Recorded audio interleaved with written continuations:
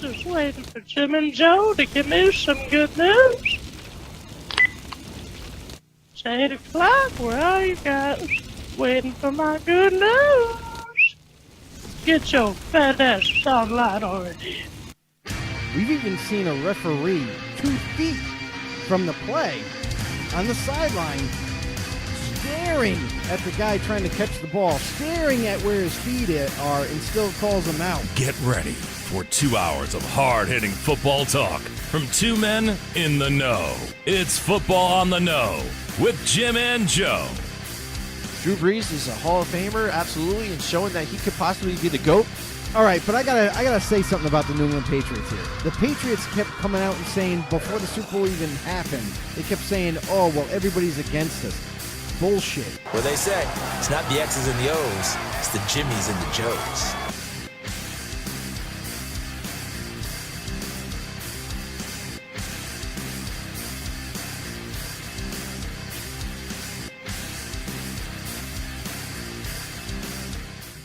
What's going on, everybody? Welcome once again to another episode of Football on the Know.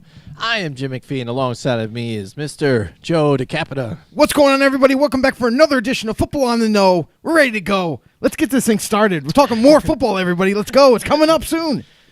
Not for a while, I guess. I don't know. Well, yeah, I guess so. No, But it they're is. doing It's camps right happening now, so, yeah, Jim. it is. OTAs are happening. Mini camps are happening. It is. And right around the corner in August, yes, I said around the corner, in August is training camp, right before this actual regular season starts. So I am all jazzed up. Let's go. Let's get it. Yeah, last week we had a great conversation. A lot of people chiming in and what we were talking about, and a lot more to do. You know what I mean? We had the draft, the recap from it, and a lot of speculation on who's going to be great now, and everybody's come up with their lists and stuff, and what now offenses are going to be great, and you don't know still. And that's the funny part about this right now, Joe. I mean, you have the NBA finals. We're going on, or the season, playoffs. The hockey's going on, baseball starts. So you have all this other stuff that people will be talking about. So then football, there's not a whole lot going on, so people will try to drum up different things to talk about, which is understandable. That's what we have to do too. That's our job too. So we like to delve out of a little bit what everybody else is doing, because that's what you're hearing now is a lot of lists is, oh, I suspect this guy to be great, or with this rookie who's going to have the best season, this and this, and blah, blah, blah. So when we decided to look at a different segment to do, we were looking at maybe let's take a look back at all the free agents, that got signed. This was a busy off season, so, and we didn't really dig into that before when we first started back up for this season about the free agents moves that were made and things like that. And there's a lot of change around with different teams here, in the off season. So, I mean, they're very busy, and we decided to come up with a segment again, another new one that we're going to debuting call, today. Yes, it's called Thrive or Dive. All right, it's going to be Thrive or Dive. Okay, here we go. And so that's going to be basically we're going to go through all 32 teams. We're going to try and do it without painstakingly slow you guys down through this whole thing. But we're going to come up with what we feel is pretty much their best player they grabbed as a free agent or so, or something that could be debatable, and or whether they're going to be effective or interesting to talk about, to be effective or not, So you guys can also post there too, like, comment, and post maybe a guy that on the specific team we're talking about, or join that you right might in. think do well, or maybe some of them that not you're excited to see. We did not include trades in this one though, Joe. No trades. But we decided to. Now we were talking about the trades. Maybe next week that'll be another segment that we're going to do. Now you gave it up. Now the secret's out. Maybe. I don't, that's a maybe. That doesn't mean it's true. It's going to happen. It's like, it's going to happen. Yeah, so, okay. All right, so like I said, like, share, comment, and let's get it going, dude. Here we go. Let's go with the Arizona Cardinals. I need to stop drinking energy. You drink an energy drink. I'm already having enough here. I had espresso and energy drinks. I'm set to go. All right, here we go.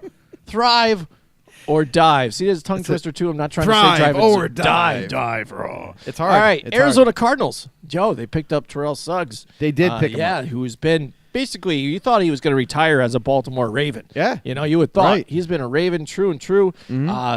Can't stand Tom Brady and the Patriots. Think that they cheat nonstop. He's played at an elite level for a long time.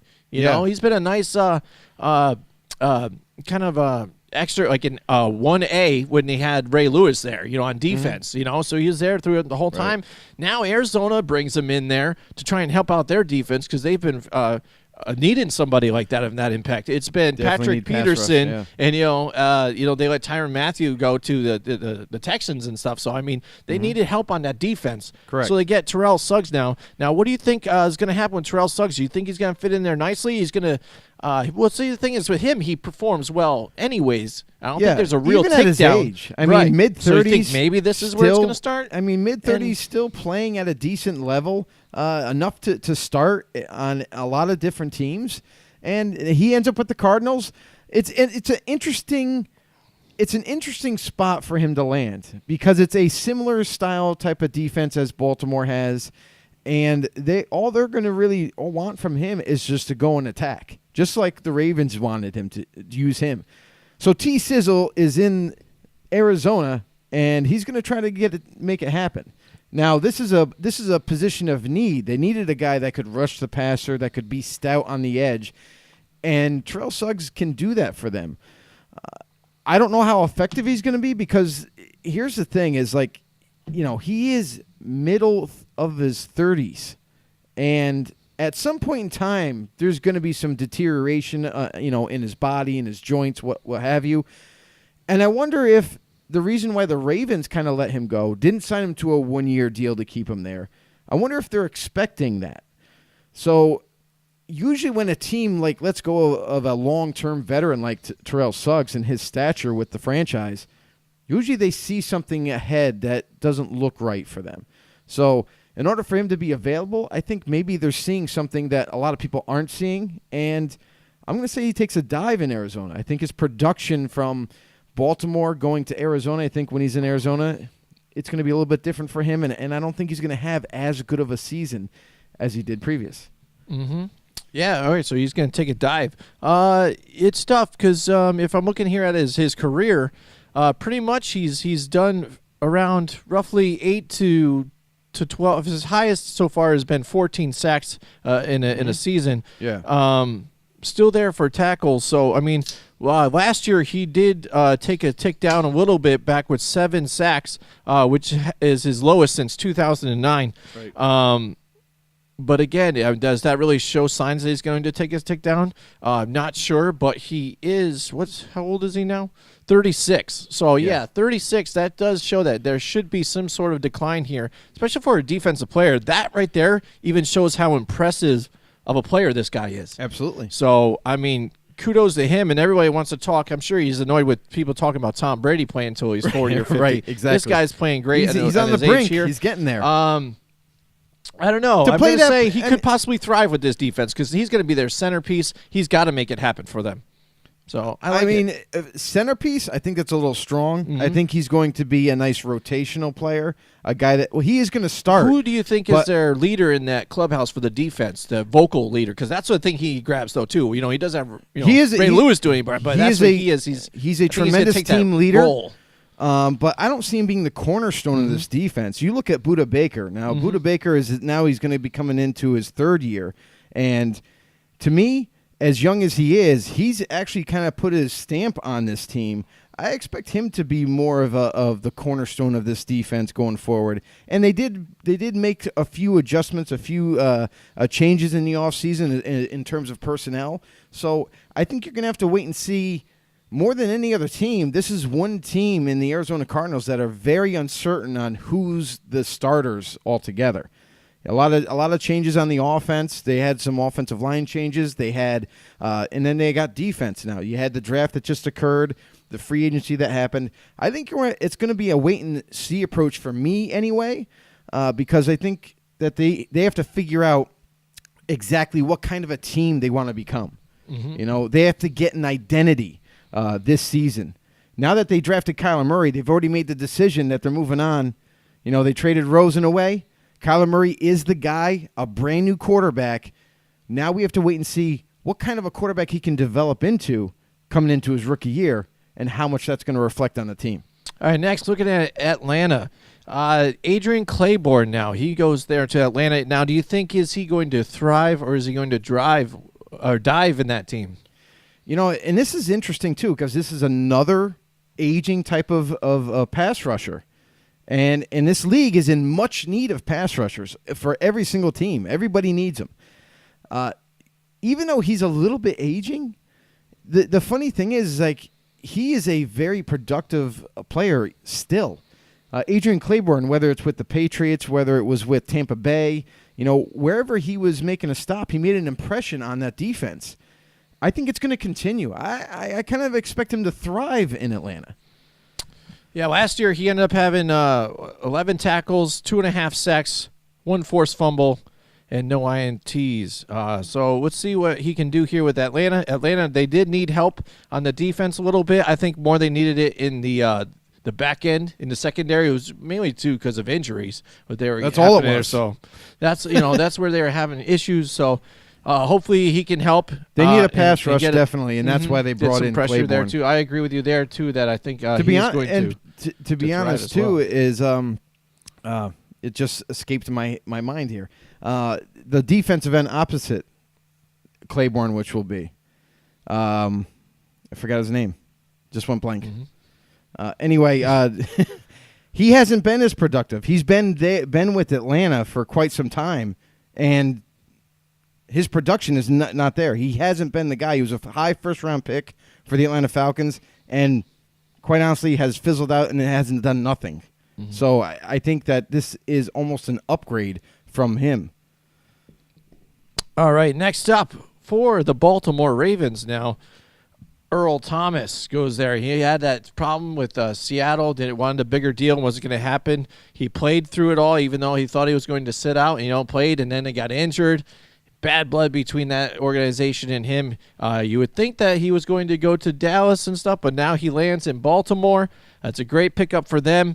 Last year, still even besides having the injury, he put out 22 tackles, no sacks, no forced fumbles, and 3 INTs. So he was still productive in the backfield with the INTs, but he is getting older too as well, and I think that's why Seattle didn't want to put that extra money on a big contract and things with him. You and I talked about it last night, and I said, the injury, and perhaps he hasn't been injury prone, but he had that one last year. Is that going to be a factor here this year? Who knows? Let's see. How do you think he's going to produce this year? Well, I mean, when he's healthy, he's unbelievable on the field. He's all over. He's sideline to sideline type of safety. He can do everything that you ever need him to do. He can cover. He makes plays on the ball. He's all over the place. And it doesn't matter what his age is. He doesn't play like his age. He's playing like he's mid-20s.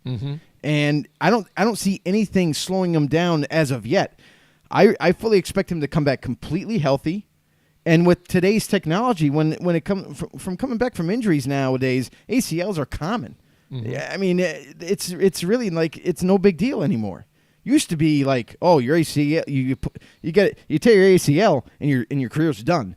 Nowadays, with all the technology and everything, and how hard these athletes work to get back, and the technology behind the medical field and how advanced they are now, I have no worries about Earl Thomas. I think he's going to thrive.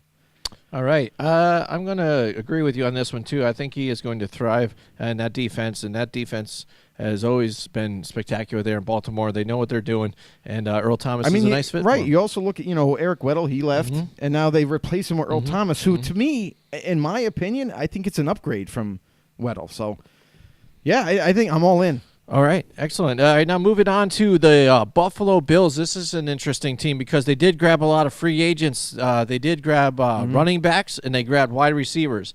We decided to go for Cole Beasley now, because this is an interesting piece here to this team. It is. They needed a wide receiver for so long.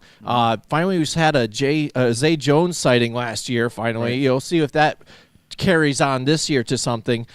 Josh Allen is going to be into his second year.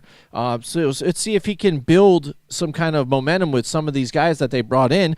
Cole Beasley, he was a nice piece over there in Dallas. And it just seemed like, and I thought even last year with Dak Prescott there, no Dez Bryant, that it was the perfect opportunity to thrive there and do something. And it didn't really pan out that way. I don't know if it was just Dak wasn't looking for him. He just wasn't open. I don't know what the issue was there.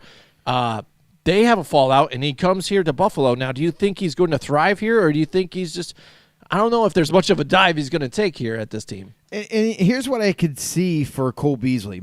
He's going to play much of the same type of position as he was in Dallas. He's going to be that slot receiver for them. You know, he's another guy who he's not really old, but he's starting to get to that peak on the mountain to where the age is where he's like almost at the end of his 20s and almost getting into that 30 mark. So I really do think that Cole Beasley is going to come in. He's going to do a lot of like moving the chains type of routes. He's going to do 5-yard routes, intermediate routes. I don't think he's really going to challenge deep too often anymore with Buffalo Bills. And he's going to be that go-to guy. He's going to be that security blanket, if you will, for the Buffalo Bills moving forward. And you pair him up, and this has always been their weakness the past couple of years, is they've had no weapons for anybody, let alone Josh Allen, who they recently drafted.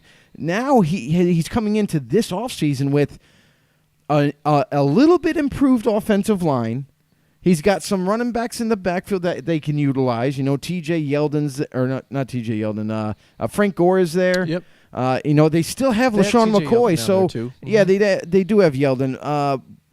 And here, that's the interesting part, too, is like, how is that backfield going to shake out now? Are they going to utilize all three of those guys? Are they going to utilize McCoy more and then sprinkle in those guys? But the biggest thing is receivers. They've needed receivers for so long. In this offseason, they just went 100% in. They just went attacked it. They got John Brown. They bring in Cole Beasley. Team him up with Zay Jones, who had a productive season for his second year. Now couple that all up together, and now leave it in Josh Allen's hands to develop some chemistry with this offense. I think things are looking up for Buffalo.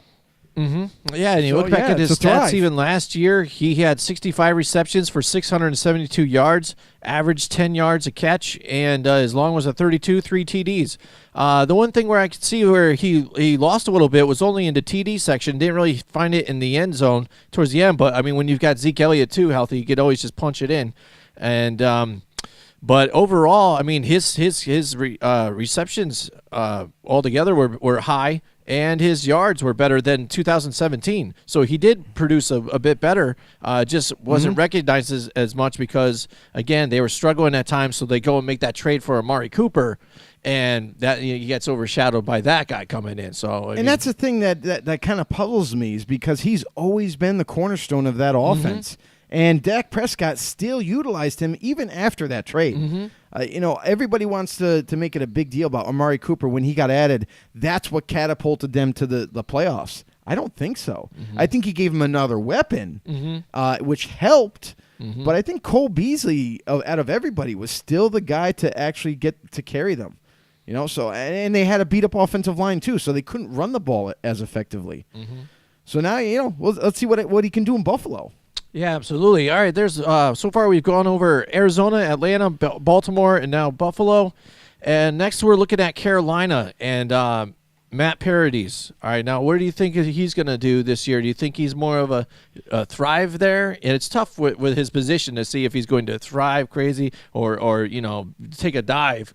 But, I mean, he could be a nice solid spot for them that something that they need. No question. I mean, no question, it's a huge upgrade. I mean, he's the best free agent signing that they had. Matt Paradis is a Pro Bowl center. It's not like they just got a center off the chopping block and he became a free agent. They're like, let's take this guy because we're short at center. This guy's a Pro Bowl center, and they had a lot of competition between them and Denver before he had to make a decision whether does he stay with Denver, and continue there, or does he move on to better and newer pastures in Carolina, and that's what he chose. To him, he probably thought that he had a better chance of winning with Carolina than he did with Denver. So just let that, for a lot of the Bronco fans out there or whatever, just let that simmer a little bit, because your very own center, your Pro Bowl center, left you because he thought that Carolina Panther team offered more for him. So, yeah, 100% agree. I think Matt Paradis is going to thrive this season. I do not expect him to decline hardly at all. I mean, the guy doesn't give up sacks. The guy is an amazing. he calls out the plays on the offensive line for the protection and everything. I think he's going to do great for the Carolina Panthers. Yeah, I agree absolutely as well. We have one of our know-it-alls chiming in here. It's Cody Cook saying, hi, guys. What's going How's on, it going? Cody? Here we go. We're going to give it. Oh, I can't even do it. I was going to do the DJ horn for him. There he goes. Well, It's not working, so there you go. There you go. Excellent. There you go. Cody gets the DJ horn. He's one of the first one to comment. All right, so what do you think so far, Cody, when you're watching this now? Are you agreeing with what we're saying here with some of the thrives? Joe and I only disagreed on the first one, and so far we've agreed all the way down here on who's going to thrive in these with these teams. And now we get to Chicago, and Chicago has an interesting team with what they've done with ads and as get people leaving as well. And we again with this list, we decided to come up with this without the trades. We're going to leave the trades for another topic, just some free other agents. time. But this is just free agents, so the trades aren't going to be there. So we're looking at Clinton Dix here for the Chicago Bears. I mean, what a pickup they got there too. I mean, that defense was top 10 before you get. Top 5 now. Yeah. Now they were like the best last year. So I mean, now you add Clinton Dix to that. I mean, he's got to be ecstatic. You leave Green Bay, you go to Washington, you think you're in trouble. You're like, oh great, no, what's going to happen here? And then you go back to a playoff contender again in the same division, of your former team. That was not planned. How great is that? So what do you think with Clinton Dix with this addition? Do you think he's going to thrive there, or you think despite things, I don't know, is he even going to dive? I mean, I don't get this. Well, here's the thing: he's 26 years old. I mean, he's not aging or anything. He's still in his prime of his career. Still a great competitor, a great safety. He comes up and plays against the run and tackles well. He also can cover for you. He's a dual threat safety, and that's what I was actually surprised the Redskins allowed him to go to free agency. They didn't put up much of a fight at all. Yeah, I don't realize it. He moves on. He ends up going to Chicago. And now, I mean, what better spot to land if you're a defensive talent like him? Now he's going to, Adrian Amos, he ended up going into free agency. Somebody signed him away from Chicago. Chicago had to have an answer. And, oh, my God, what an answer. Absolutely. Clinton Dix is sitting there for you, still in free agency. Go and get the 26-year-old, bring him onto that team. I think they just upgraded again. I mean, they pull off the trade for Khalil Mack last year. And now they're in free agency of all places. A 26-year-old stud of a safety is sitting there, and you're able to nab him and plug him in and play. I mean, come on. I mean, with this crazy good defense that they have, there's not very many loopholes or weaknesses in this defense at all. You add him. Good luck, everybody else. Oh, I know. I think he's going to thrive. Yeah, totally. If you add the production from both teams last year, he had 93 tackles, 1 sack, 2 forced fumbles, and 3 INTs. Yeah. And you let that guy walk for your 9 games that you had him. He had the forced fumble, 3 pass defense, and a total of 66 tackles there for 9 games. That's the crazy thing is that he didn't come from a bad defense either. The Redskins have a really good defense. Absolutely. They got banged up along the way. But why didn't I'm just puzzled why the Redskins kind of let him walk. I just don't get it. Yeah, I'm going to agree with you again. I think he's going to thrive there. I mean, I really like the defense the way it is now. So, I mean, with Khalil Mack, the addition they had last year, now they get this guy. I mean, that's a scary thing. Wow. Now. So, all right, let's move on to Cincinnati now. This was a tough one we had to try to look at because they didn't do a whole lot. With them, they did a lot of re-signed the guys, kept who they needed, and restructured the contracts there and made that work. So it came through 2 people, and we decided to go with Kerry Wynn here, and where he's had success in some other teams, but not been like a really big all-star type of player, like big name and stuff, but overall for what they picked up though, and what they need, especially with losing Vontaze Burfict and some other players, I mean, that's a nice little piece that they added to their defense. But how is he going to do? What do you think, Joe? Do you think he's going to thrive, or do you think he's, Here's the funny thing is that Cincinnati Bengals have always been known as a team that's very cheap. They just don't like to spend money. So what do the Bengals do when it comes to free agency? And they still do it. They still continue to do it. They say, hey, you know what? We're not going to hit the first wave. We're not going to hit the second wave of free agents. We're just going to go right to the bargain bin. Let's just dip our hands in this bargain bin here. And what do we come up with? Kerry Wynn. Yes, we're going to sign you and put you on the team. It just seems – I just don't understand it. I really don't. Cincinnati is so cheap. They try to get by giving contracts to third wave type of free agents year to year to year. And here comes Kerry Wynn. Now, is Kerry Wynn a bad player?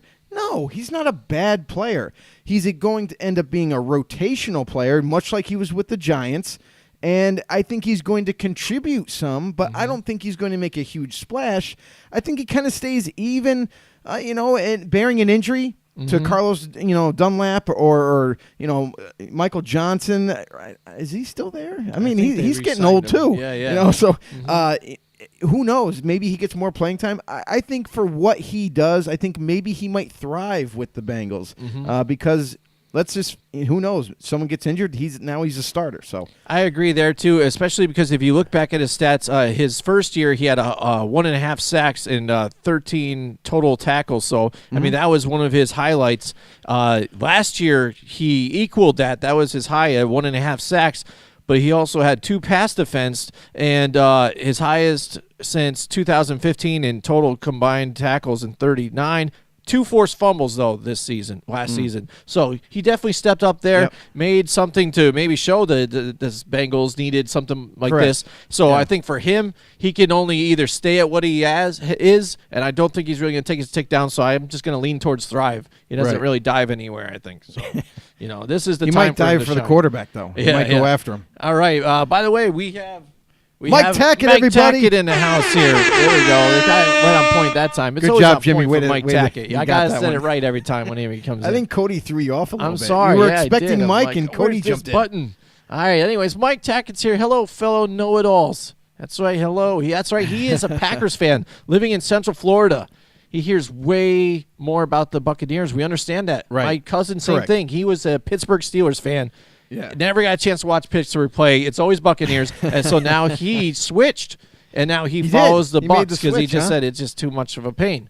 He's still, will root for them and hope Pittsburgh Steelers does. Okay. But now he has a team to root for when he's watching TV. You know what I'm saying? Fair enough. They haven't given him much to root for lately, but whatever. All right, so there's a lot about the Buccaneers than he wants to hear. See, so with that said, let's talk about the Bucs. All right, they have no cap space, no direction, a new coach, but same famous Jameis. Yeah, no reliable running game, messy Gerald McCoy situation, and now JPP's career possibly being over. Can Tampa Bay have a decent 2019 campaign, or are they just playing for the Tua 2020 sweepstakes? And that's a good question. But here's the thing is, with a brand new coaching staff, I know it's brand new, but it's a veteran coaching staff. It's a guy with Bruce Arians who had plenty of success in Arizona before he decided to retire because of medical complications. And he brings in Todd Bowles, who I know everybody that knows Todd Bowles, everyone's like, oh, my God, are you kidding me? Who would bring this guy in? He's a terrible coach. Well, he's a terrible head coach, but he's a phenomenal defensive-minded coordinator. So Bruce Arians with his offensive mind and Ted Bowles with his genius defensive schemes that he likes to run. And now he can concentrate on just the defense. He doesn't have That's to be. what he does best. He doesn't have to be distracted by worried about who the quarterback's going to be week to week. When they had Sam Darnold or what's the offense looking like over here. Now he can just concentrate on the defensive side of the ball, which is all he really wants to do. I mean, you could tell when he was in New York. It always seemed like he was like staring off into space while the offense was on the field. And they're like, when is my defense going to get back on there? I mean, what's going to happen now? Oh, wait, Sam Darnold threw a pick. Yes, a defense gets to go back on there. Yeah, all right, buddy. So, he just seemed like he was all about the defense anyway. So now he can concentrate on that. Bruce Arians will take over the offense. He knows Jameis Winston well, personally and playing-wise. So I think that could develop into a nice marriage there.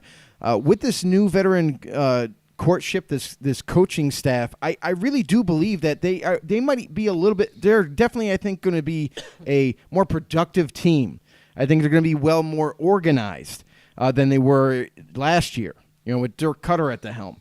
I really do think that they're going to have some production, and they're going to do just fine. I don't think they're going to obviously win the division. I don't think they're going to make a push for the playoffs, but I think they're going to be more organized and more productive going forward. I think there's a lot of situations there that are to question. How are things going to work out? Yes, Bruce Arians is familiar with Jameis Winston. He worked with him in camps back when he was younger. I understand that. The off-the-field situation, and see if everything can go straight for Jameis, now. Maybe he's got everything in order despite all the problems he had. We're still trying to figure out what they're going to do for a running game. They don't listen. They have Ronald Jones, and Ronald Jones got hurt last year. He was drafted early for them the previous draft. Expect him to be given a chance to be the absolute starter. They dabbled with Peyton Barber. They dabbled with a couple of the other backs that they had, Jacquizz Rodgers in that. But those guys aren't the answer. They're good rotational pieces, but I don't think everyone puts too much emphasis on the running backs. I mean, to be honest, there's a reason why they're devalued a little bit. It depends on the offense that they're going to run. Now, you take a look at those running backs in the backfield with Ronald Jones. I think with Bruce Arians' offense, he's not going to ask him to run between the tackles a ton. He loves to use his backs out of the backfield in receiving. And I think that's really going to work out well for them. So I really don't question the backfield. I'm not even worried about that for Tampa Bay. Their offensive line is the one thing that I would be worried about. They have a couple of nice pieces on that offensive line for protection. But I'm thinking that Bruce Arians is not going to put too much on Jameis Winston's shoulders like Dirk Cutter did. I think that it's going to be a simple offense. It's going to be quick, diagnose, and throw the ball. Two-step drops, get it out of your hand. Don't give the pass rush time to get to you. Don't hold on to the football to throw the 60-yard bomb all the time. I think it's going to be way more fluid, and that's why I just don't see an issue with this offense going forward. Plus, you got to look at all the weapons they got. You know what I mean? Mike Evans, one of the biggest and one of the better receivers. Yeah, they move on from Deshaun Jackson, but that's because they could afford to. They got Chris Godwin, who emerged big time last year. I know Adam Humphries left in free agency, but they're just gonna bring in up with the youth. I mean, and you look at the Cameron Brate, O.J. Howard, who started to get used more last year. I think he's going to collaborate that offense all together. He's going to move forward, and he's going to make it high execution and no faults after that. All right, but then also I have to think about, again, we had Tevin Coleman out there. Why not try to even grab him for a little extra insurance too? When he's talking about JPP, the unfortunate thing there happens with him. You can't really foresee that because I know a lot of people, especially Tom Kozlowski, our buddy, really wanted Ed Oliver on that line and stuff, but you can't really predict things like that. And then Gerald McCoy, again, it's tough. So you might have a situation there. They did grab Devin White, who's a great linebacker here, like the best in the draft. So I mean, put him with Levante David and stuff. I mean, that's just a match made in heaven for a nice defense there. They did also add. Was it Deion Buchanan, right? Yeah, Deion Buchanan they grabbed in the backfield, too, where they needed help. So that's a big help there for them, too. So their defense hopefully can be a little better and make up for some of the shortcomings they got on offense. It all revolves around Jameis Winston, though, again, and making the right throws and the smart decisions and the right reads, because that's his problem. He's always had the wrong reads or already knows who he wants to throw it to and doesn't go through his progressions and waits and goes. And that's his problem. And that's where Ryan Fitzpatrick really accelerated in this offense and got Deshaun Jackson involved and others and mixed it around. So that being said, Cody says that he thinks they go 4-12, maybe 6-10 at best. Not enough talent over there. That's his better opinion right there. I'd say, that's probably close, especially because you got to think of some of the other teams that are playing in that division. It's going to be tighter. You know what I mean? This year it's different than last year. So we'll see. And do they go for Tua if they do terrible? Do they finally say, Jameis, you didn't do enough this year. We've given you so many years. You're not going to get the extension now. I thought maybe this year that would be sneaky. Joe and I had talked about this. It would be funny if, seeing they were up there, do they go quarterback or something like that? That could have screwed up the whole draft as well. Well, it definitely shocked people, that's for sure. Yeah. So, I mean, that's something that's going to be this year. Mariota and him, really, again, it's another put-up or shut-up year for these guys. Unfortunately for Mariota, he's had the rotational coaches all the time in the scheme. All the time. So, it's unfair to him, but Jameis Winston's got to do it, so that's an interesting topic to talk about. I don't think they're going to do very, very well. I think they're more in Cody's kind of range, what he's saying. Joe says a little better. We'll see, though. We don't know. We'll see how the season plays out. Said before, 6-10, it seems to be around where they could be 7, maybe even 7 wins. So in a sense, we're all in agreeing here. I don't foresee them being taking a huge step, but I do think with better coaching, with a better staff already put in place, along with the youth that they have on this roster, I expect them to get a little bit more out of them than Dirk Cutter could. There you go. So getting back to our list, we're doing a thrive or dive here. We're looking at all 32 teams, the best free agent or the most interesting one to talk about that they added to their team, minus the trades. We're not talking about trades. We're talking about trades. actual free agents. This is a no-trade zone. So whether they're going to thrive in this team or they're going to take a dive, altogether on stats and, just not play very well or not mix right. So we just went through Kerry Wynn. We'll get back to Deion Buchanan, I guess, later unless we want to talk about it now. But we'll just go back through to our next spot. We're going to have the Cleveland Browns. They added a lot of free agents, and then they had a couple big trades there. Again, so we're looking at absolute free agents. So we went with Sheldon Richardson. Again, a guy that played well, with the Jets, the Vikings. Vikings he did decent with, not spectacular, but he fit in the defense altogether. So now he moves on to Cleveland, and they just keep stacking guys here. It's scary. You think they get rid of somebody, and then all of a sudden another guy, maybe better, shows up. So what do you think? How is Sheldon Richardson going to play in this defense? Richard Sheldon, I think he comes into an environment that's already loaded. The D tackle position for Cleveland is stacked already. You look at Larry Ogunjobi, who's starting to emerge as one of those type of Pro Bowl-esque type of D tackles for the Cleveland Browns. They already had Myles Garrett at the end. They bring in Olivier Vernon in a trade at the other DN spot, and I think this team is already in place. Already set at the defensive line. They just happened to pick him off the free agent heap to add depth there. So because of that, I'm not really sure how much reps he's going to get. He's going to me, he's going to be more of a rotational D tackle for Cleveland. And because of that, I think he's going to take a little bit of a dive in production. He started in Seattle. He started for the Vikings. He started with the Jets way back in his when he was younger.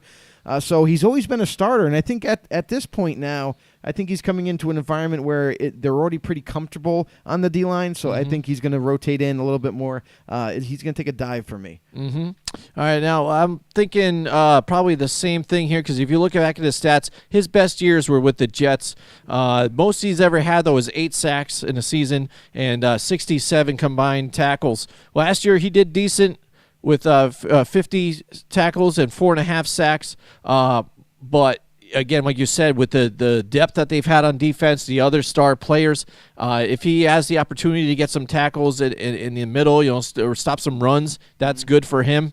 But yeah, I'm going to say the same thing. He's probably going to dive from what his production was last year. I'd say he goes a tick under that. That's relative to what it could be like his last year with the Seattle Seahawks when he played with Seattle. Right. Roughly around there is what I think. Around 30 tackles and 1 sack, and stuff to run here and there. So. And that's starting. So, and we're just not sure where he's going to start. So if he's going to start, is he just going to be rotational? So that's what we expect. Yeah, another interesting player now we're looking at the Dallas Cowboys. Randall Cobb. We've had interesting talks about Randall Cobb here. Yes, we have.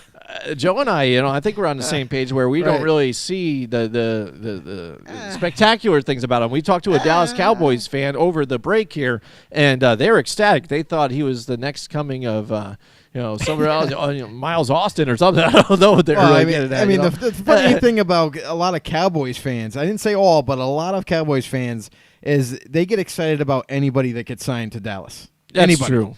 I mean, you can sign a third-string safety from the Arizona Cardinals, and they go, oh, man, but he's good. He's going to come in and be good for depth. He'll rotate in. I'm like, really? No, he's going to be a backup. He's not going to get set foot on the field. But, they get excited about a lot of things, and unless they're watching the game in Dallas. That's what I noticed. It's like the quietest stadium I've ever ever heard of. Mm-hmm. You know, when you're watching a game and the Dallas fans are there, it's like the Taj Mahal of stadiums there. They can fit like ridiculous amounts of people in there, more than anybody else. And it's the quietest. I just never understood it. But yeah, but crazy. Going back to the Cowboys, who are we Randall talking about? Cobb? Randall Cobb. That's why he's so easily forgettable. I mean, he had a great stint with Green Bay, in his prime, and now as he's starting to get a little bit older, even with the Green Bay Packers, you saw less and less targets go to him. They started to bring in guys. They started to bring in guys that they drafted over him, and they were becoming more productive. So go ahead. What were you going to say? Well, I was going to say just the one thing too is like he's only 28 still, so he's not like super old for a wide receiver. He's getting close. there. But the thing is too, he kind of seems a lot like when you want to bring up Miles Austin. He seemed like he all of a sudden broke out on the scene in 2014, his first 1,000-yard year, his only 1,000-yard year, and then next year he had 829. I mean, he had his stint where he was productive. He showed some moves. People figured out how to play him, but then also had the injury bug here and there. And then became less and less part of the offense with the different players that they had. Yeah. You have Adams now, who is just developed and now who started as a slot guy, now turned into their starter and just leapt over top of him. So he's forgotten. Devontae Adams is a beast. Oh, he is. But that's what happens. You have these other guys come into the system, and he's kind of just been forgotten now and just played over him. So that's how he kind of got left in the dirt. Yeah. So was he exactly elite here and there or spectacular? No, he had 2 good seasons. Despite that, kind of just in the middle. I mean, earlier in his career, he was the guy. You know what I mean? He made a huge splash on that Green Bay Packer offense. He was one of Aaron Rodgers' favorite targets. Yeah, and then you bring up, year there, and it's a good point that you bring up his injuries because the NFL doesn't wait for nobody, and that goes for organizations and franchises. They don't wait for you to become healthy once again, and then we're going to continue with them. No, it's not how it works. If you keep getting injured or get injured too often, they're going to surpass you with somebody else, with somebody a little bit more talented, or let's just try this next guy in line. Let's go. Let's give it a shot. But Randall Cobb, he's an interesting signing to me, and just like for what you were mentioning is that he often gets injured that, as he gets closer to that 30 mark, he is 28 years old. Now, I wonder, is he going to be able to sustain his health going into Dallas? And I think that's the big key thing for him. I still think he can contribute. I still think he could be the perfect slot receiver for Dallas. I think he could fill that role that Cole Beasley left very, very nicely. But then again, it comes into question, is he going to stay healthy? I don't know, and I don't expect him to.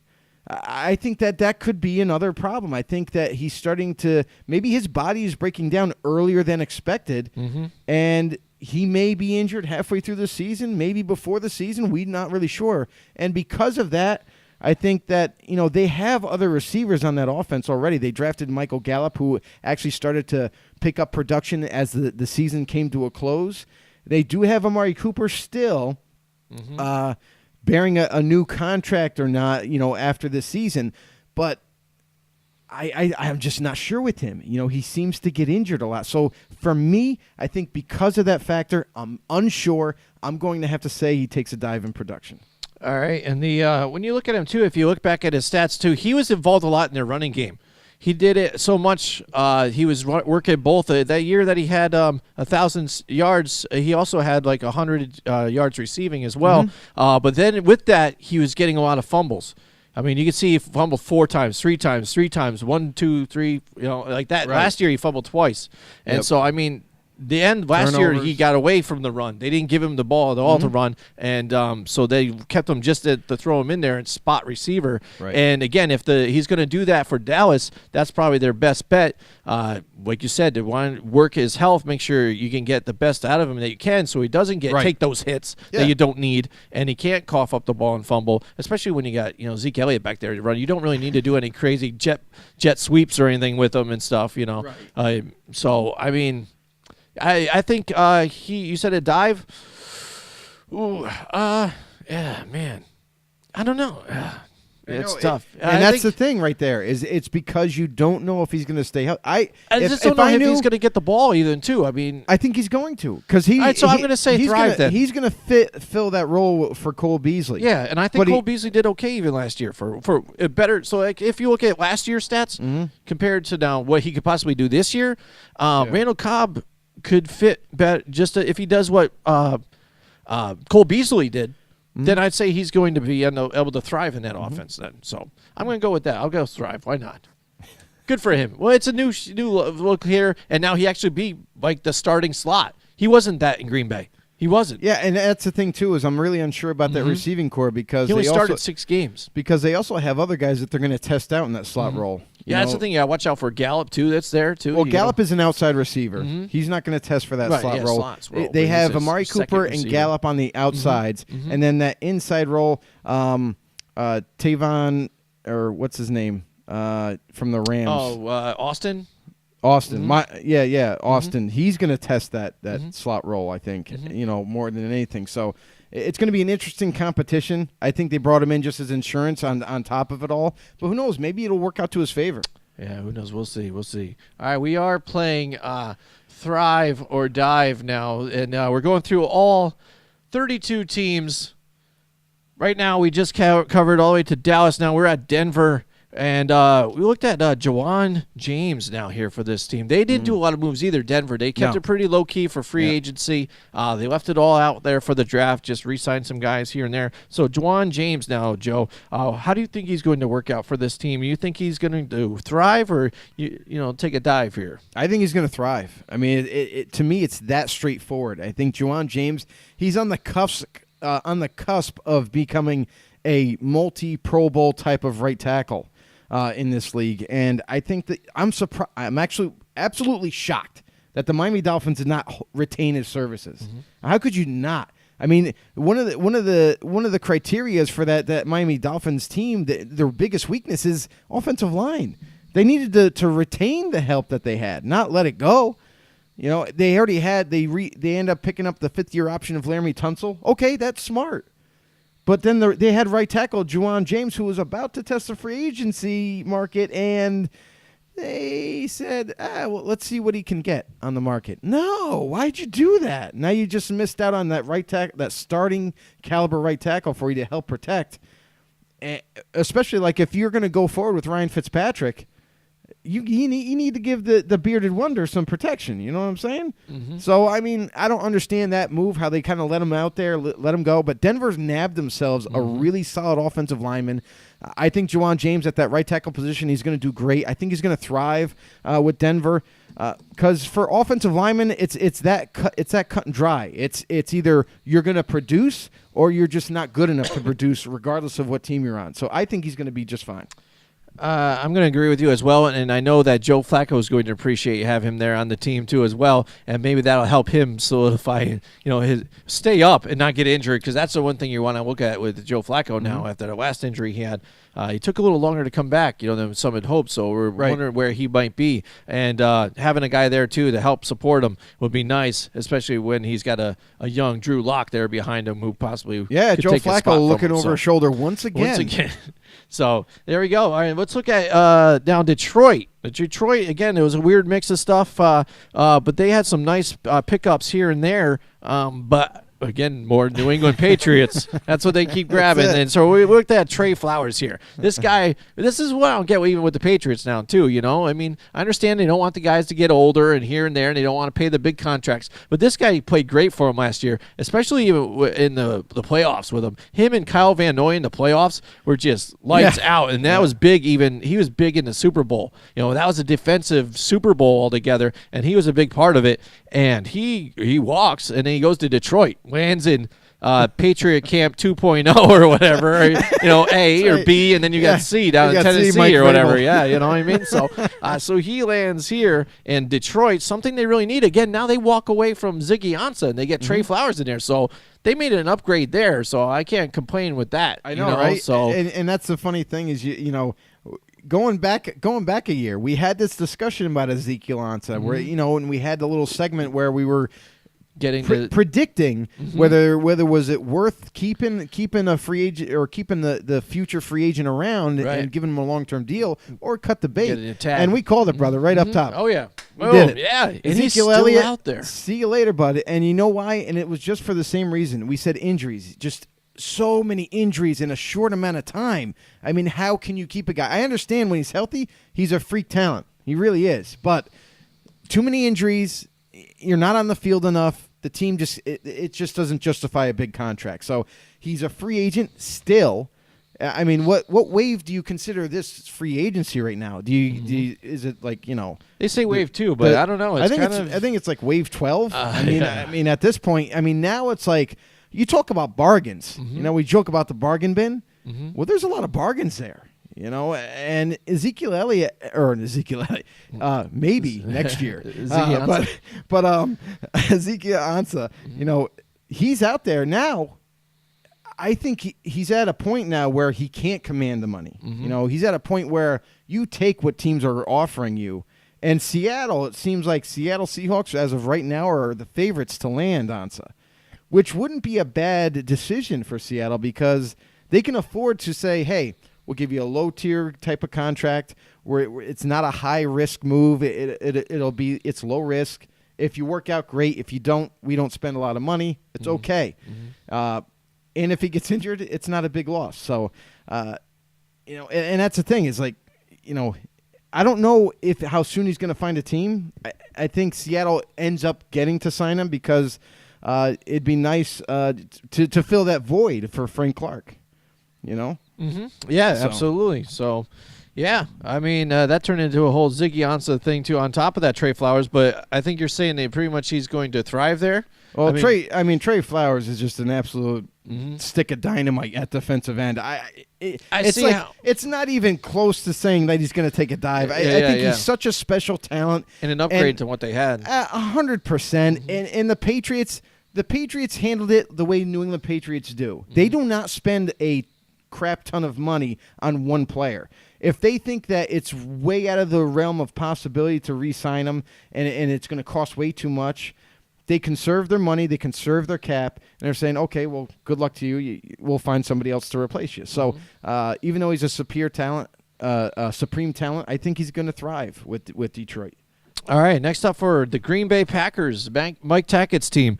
Za'Darius Smith now. Yes. How do you think he's going to do? Again, there's another team that didn't do a whole lot in free agency, so he was their best pickup here. So what do you think he's going to do here for the team? Well, all I know is that Baltimore Ravens have lost two key contributors on this defense now. We talked about Terrell Suggs earlier in the segment, and now we come back to another defensive player, one stud, and not only a stud, but a younger guy, in Za'Darius Smith at linebacker.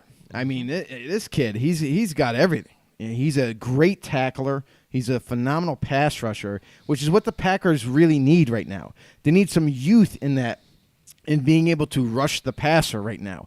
They also brought in Preston Smith at linebacker as well, so I think they did a great job with accumulating talent. Now that they moved on from Clay Matthews, they bring in Za'Darius Smith, Preston Brown. Za'Darius Smith, to me, is the best free agent that they signed. I think he's going to fit in absolutely perfect with this defense, and he's going to contribute right away. And the Packer fans, all the cheeseheads in Wisconsin, are going to love it. So, yeah, for me, he's going to thrive in Green Bay. Absolutely. I'm going to agree with you, too, as well. He had his best years yet last year where he put up 45 combo tackles and 8.5 sacks, 2 pass defense as well, and a forced fumble. So, I mean, he's on the – well, you would say the come up or on the up and coming right now. He's rising right now, and he's hitting right at the spot. So I think he's going to be a nice splash here for Green Bay that they really need again because it was getting stale there. They finally move on from Clay Matthews, so fresh new eyes here and absolutely stuff here you on look the at defense this that defense they needed. now over the past couple of years. They started to make that turn and weed out the older vets that have been there for a while, and now they're installing some new, young, youthful defenders that can really ball out. You look at the draft that they had 2 years ago when they drafted 2 corners, and Josh Jackson and Yari Alexander. And, boy, have they kind of paid off dividends already. They're kind of like lockdown corners already. I mean, it's not common for a team to draft the same position twice in a row, but it worked out for Green Bay. And now you're bringing these 2 linebackers on top of that with this young emerging team on defense. It looks like, the future's pretty bright in Green Bay. Mm-hmm. All right, now, next up, we're looking at Houston, the Houston Texans, Jaleel Addae here. Now, what do you think he's going to do here? Last year, 75 tackles, 1 sack, 0 forced fumbles, and an INT for Houston. Or not Houston, but he goes to Houston now here. Yeah. And so what do you think? Another defensive player. Jaleel Addae he's a decent safety. Mm-hmm. He's not anybody he's not Earl Thomas, like he's not, any of these proficient, Tyrann Mathieu type of safety. He's not the juggernaut type of guy, elite player, but he's a decent average type of player. He's maybe a little even, I'll give him a little bit more credit, maybe even a little bit more above average, type of safety. He's going to come in, he tackles well, he's always around the ball, he's going to do his job, and I think that's all the Texans were looking for. Because Tyrann Mathieu moved on, I think he fills that void for them, so they're not going to really lose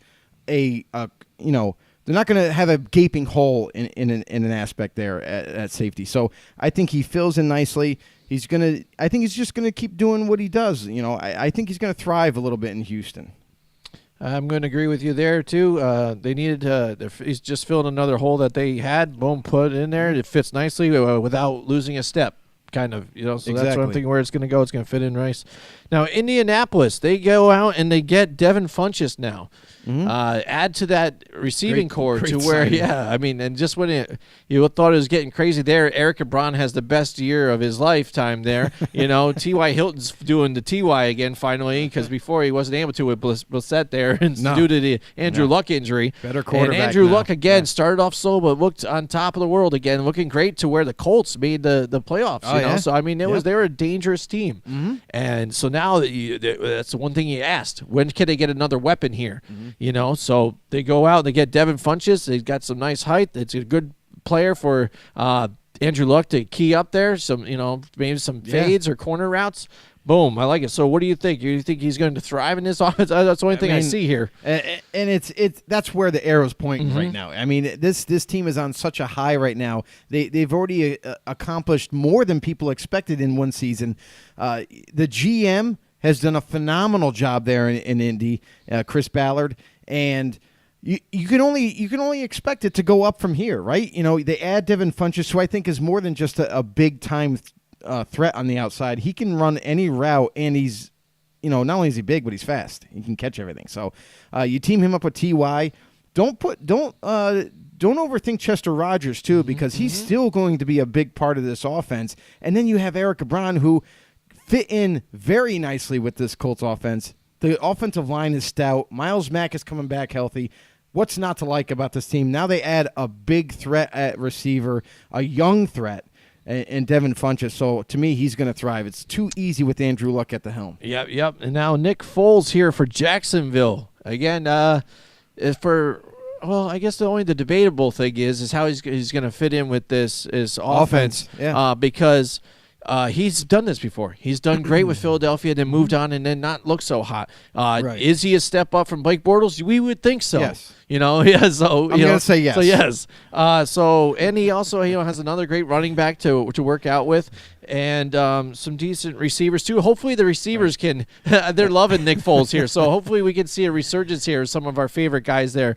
In Day Westbrook, so they're loving him here in Jacksonville. I think Nick Foles can only sky is the limit. The ceiling's the roof. The ceiling is the roof. And I like him to thrive here in Jacksonville. I want to see Foles country here. Here we go. I got you. I just wanted to give a shout out real quick to a couple of notables that just checked in. Jeremy Clute and Zach Walker. Oh, welcome snap. to the show, everybody. So getting back to the Jags here, Nick Foles, a great addition and a much needed upgrade at the one of the most important, if not the important position, is quarterback. Blake Bortles, he had his stint there. A lot of people were down on him early on, and it was funny because the time that he's been with Jacksonville, he had a lot of ups and a lot of downs. You know, one week he looked like, oh, wait a second. He looks like he's playing better. Maybe we can do something with this. And then for it to all kind of fall apart in the end, it was too much up and down, not enough consistency across the board with Blake Bortles. It was just a train wreck from the start, and they ended up moving on in free agency. So now you look at with the addition of Nick Foles, it's a huge upgrade in my mind. Not only is he a mobile guy, but he's more accurate than Blake Bortles. I think he even has a stronger arm than Blake Bortles, and I definitely think that he's the answer for Jacksonville. You know, you look at last year and how bad they played, but it was really the offense. The offensive line was still good. They have some nice young talent at the receiver position, and they're just tons of running backs depth, at in the backfield. So there was no excuse for that offense to take another step forward. But Blake Bortles was holding them back all along. Now you plug in Nick Foles. I think he's going to thrive with this team, and you put him with that offense with these young guys that he can help coach along, on top of this defense that is kind of at a sigh of relief, going, oh wow, we got a legitimate quarterback right now. Maybe we can put up some points. Give our guys some rest, everybody. The defense doesn't have to play the whole game. Now we might actually win some games. So right, yeah. I really think it's going to go hand in hand. Last year where they failed epically. Zach joins in and he says, "Take Odell off of Eli here because he's not with the team anymore." I'm like, yeah, he does come off. So I mean, there you go. See, he does come off. He's like, there you go, Odell. You're out of here. But I don't know. This is a gift, though, from you guys. So I like to keep him here still. We just got to get a Cleveland Brown jersey to put over him. Yes, yeah, maybe he can, and then he could throw him or something. I don't know. Try to throw him away. Who knows? Yeah, so that's a gift. But that is funny, though. Yeah, he's not there anymore. So yeah, I guess that was a whole big thing. They weren't, doing the whole thing commercial and in sync together. How could they ruin something like that? No one puts baby in the corner. Hey, they put him over in Cleveland. So I mean, oh my goodness. So. All right, so Nick Foles, yeah, we all agree there. That's pretty easy. How about now here with Eric Berry going away in Kansas City, now we're on to, and Tyrann Mathieu now fills that spot up in there. I mean, that seems nice there, too, especially they need somebody there. You think? So that's the problem. That's their problem, their defense last year. They had a great offense, prolific offense, and that defense was struggling. They were just dying for Eric Berry to come back, and they've lost people on defense now, too. Yes, they pay extra to get Frank Clark in there, right. But now you've got, Tyrann Mathieu there, so it's well needed. I say he could only thrive in this with this team. Yeah, I don't know. To be honest with you, yeah, Tyrann Mathieu is an absolute stud of a talent. But if it's all on him, like it was on Eric Berry, I don't know, man. Yeah. There's too many holes in that defense still. I mean, you look at them, Justin Houston, see you later. He ends up going to the Colts in free agency. They cut him. They trade away D. Ford. Yep. Then they trade for Frank Clark. It's the same kind of position. Okay, we'll just pay more money. We'll play with the game that Kansas City. It might have been that Patriots game. They just had a hard No, I don't think it was. Kansas City Kansas City definitely came out and said that it was. They said that it was a scheme fit. Scheme thing, yeah. I remember. They said D. Ford because they're going to a 4-3. He can't put his hand in the dirt. Yeah. But I'm thinking, well, he can play linebacker off the edge, right? He can still pass rush for you. I didn't understand. Instead, they traded picks away and paid a boatload of money to have a 4-3 defensive end. So whatever. But you look at this team though too. There's a lot of holes in the secondary. They do replace Eric Berry with Tyrann Mathieu, which I think at this point in Eric Berry's status of age and how often he's been injured the past couple of seasons, 2-3 seasons, it makes sense to move on from him. And now they bring in Tyrann Mathieu. He's going to lock it down in the back end. There's no doubt about it. But I mean, I don't know. With a lot of pieces in motion on defense, I don't know. I tend to think that I don't think he has enough help. And because of that, I'm going to say he's going to dive. I'm going to say he's going to take a little bit of dive in production. All right. And even if you look at when he was with Houston this past year, he didn't do a ton. He wasn't a super impactful player with Houston because, again, same thing. They didn't have a lot of help in the secondary. They had aging Jonathan Joseph holding down the slot corner role and outside at times. I just don't think he's going to have a big enough impact like he did when he was with Arizona. All right, we are playing. We're not playing. We're playing it. It's thrive or dive right now. This is our list. We're doing thrive or dive, Joe. All right. We are. So we're looking I at know. all 32 teams.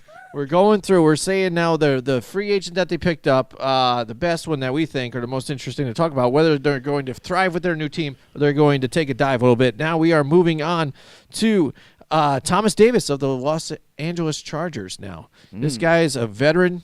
He's been with a few teams here now. Still productive despite his age. Last year he had 79 tackles, how which old is still he? great. Isn't but he like 35 or something? He's 36. 36, yeah. But still no sacks. Making big highlight plays, but Right. still stopping the run here, making those tackles Still a they good need player. to do, and the linebacker position. So he goes there. Los Angeles didn't do a lot to get in free agency. No. They locked up guys that they have, Re-signed, and basically just grabbed him on top. So, Right. So him, I don't know about thrive. They have so much talent there. I'd say maybe even takes a dive, and this is his farewell tour. He's on his way.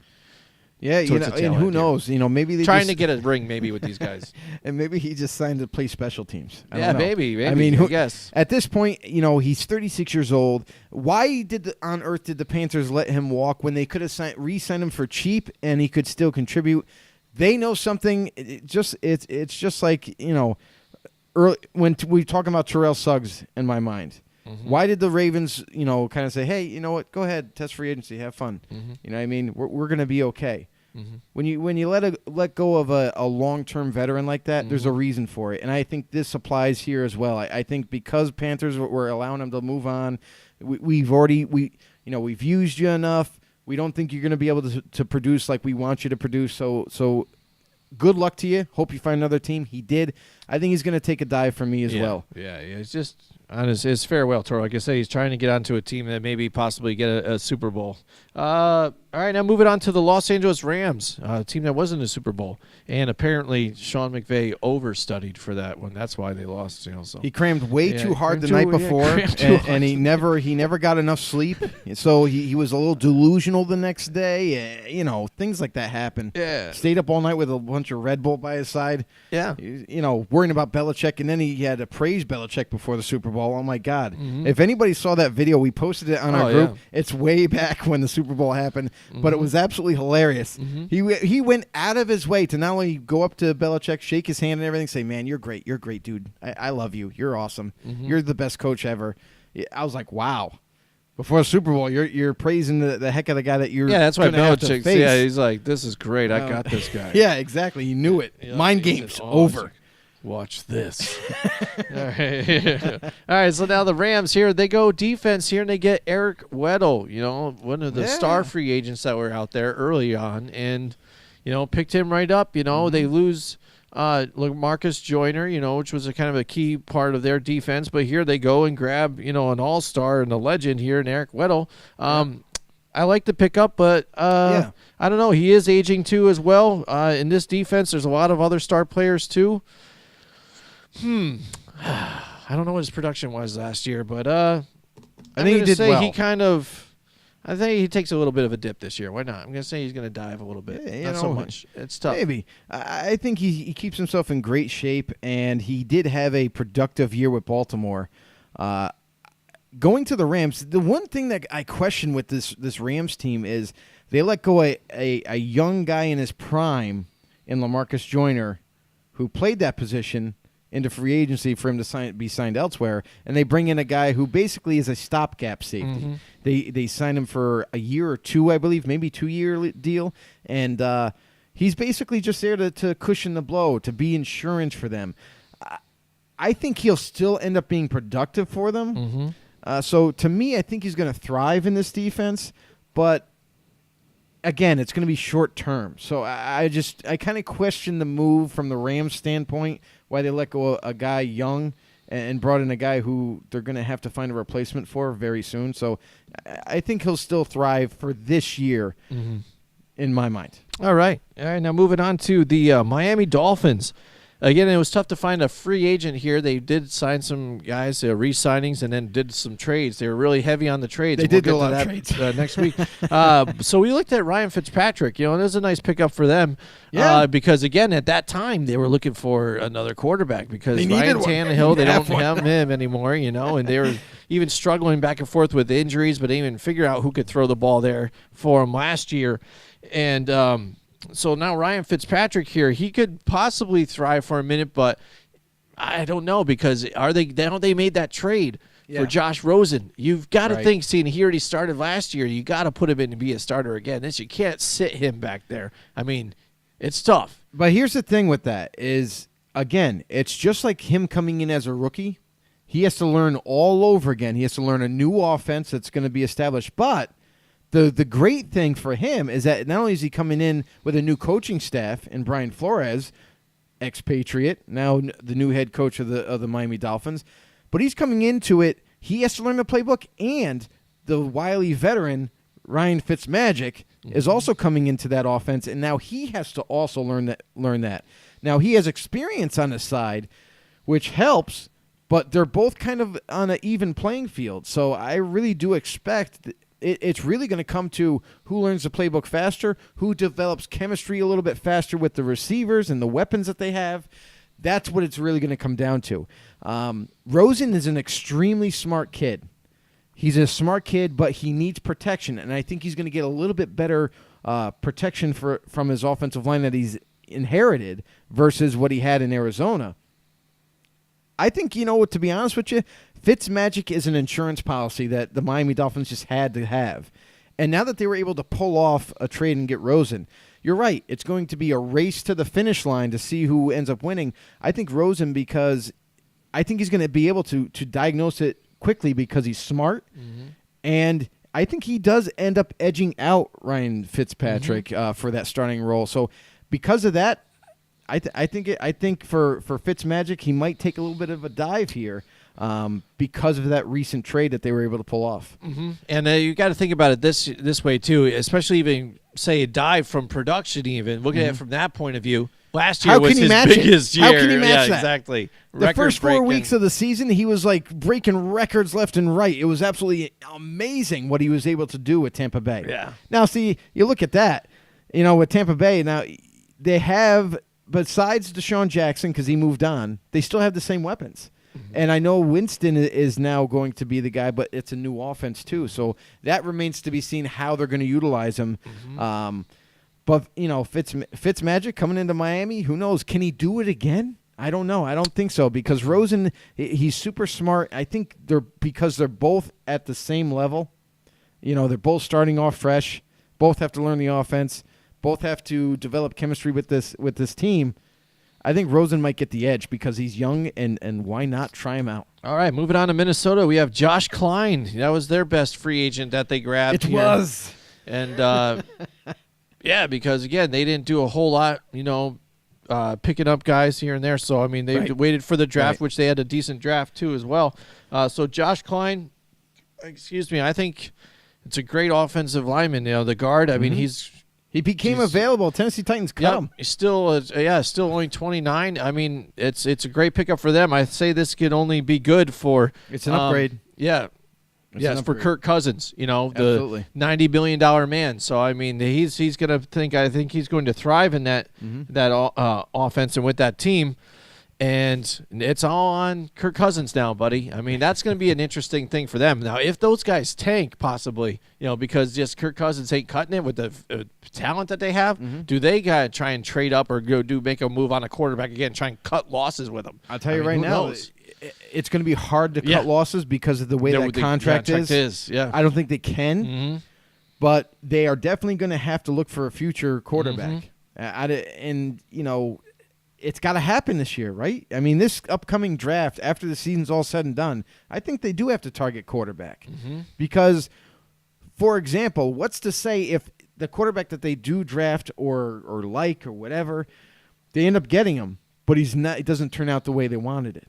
You know, you still have insurance for that last year of his deal. So I think they got to do it now and not wait. So that's whatever. But Yeah. Josh Klein, excellent. And I'm actually surprised. I'm surprised that Tennessee cut the 29-year-old offensive guard, who's a decent guard. I think he's a pretty darn good one. And for him to come in, for the Minnesota Vikings to basically scoop him up for nothing, he's going to plug and play at that guard spot, which was a huge hole for them. They were kind of concerned about that. Going into the draft, they weren't sure, like, we might have to draft 2 offensive linemen to secure it for Kirk Cousins for this upcoming season. Instead, they only had to use a draft pick on one of the better centers in this draft. So now their interior offensive line is once again solid. So, yeah, I think he's going to thrive in that Minnesota Vikings. All right, now for offense. the New England Patriots, Austin Seferian-Jenkins we went with here because, again, I thought that was a great pickup. They did need tight end. Gronk retires. Austin Seferian-Jenkins grabs in, was underutilized in Jacksonville.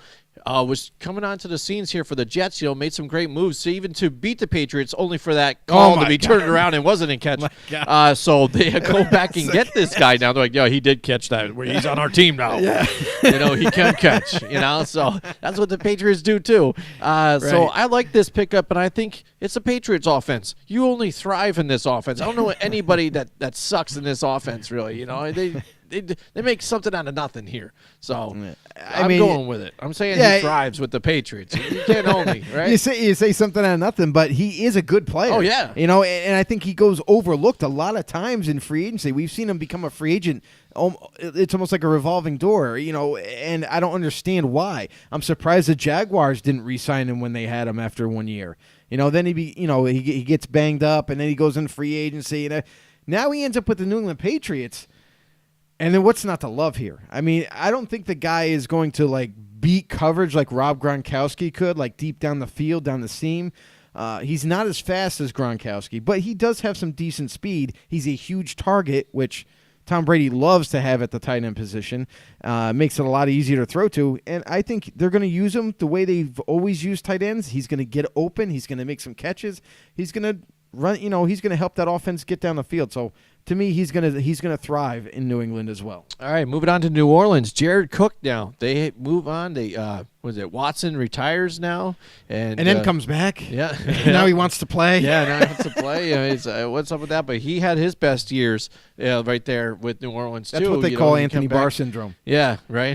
Change your mind last second. Yeah, I guess. And Jared Cook, he burst into also. I mean, he looked good for Tennessee at first, but then even in the Raiders, he started to get production. And last year, not so much. And he was banging last year. I think he had the most yards out of anybody. Oh, I thought he took a step back, but and maybe touchdowns. No, all right. He lit it up. So there you go. Now he's with New Orleans. It can only be another weapon here for Drew Brees. So I still think he's just going to thrive in that offense. So I mean, from what they had, we've had this conversation. Yeah. Watson, they were able to do something with. He was good. Before that, they had Kobe Fleener. I mean, they were really struggling. They haven't had a good tight end since Jimmy Graham. Yeah. So, I mean, they needed something like this, and there's a nice pickup for him. Yeah, and that's the thing is we discussed this before, yesterday, and we were talking about Jared Cook, and quite honestly, I mean, and that's exactly that. This is the exact reason why I think he's going to thrive.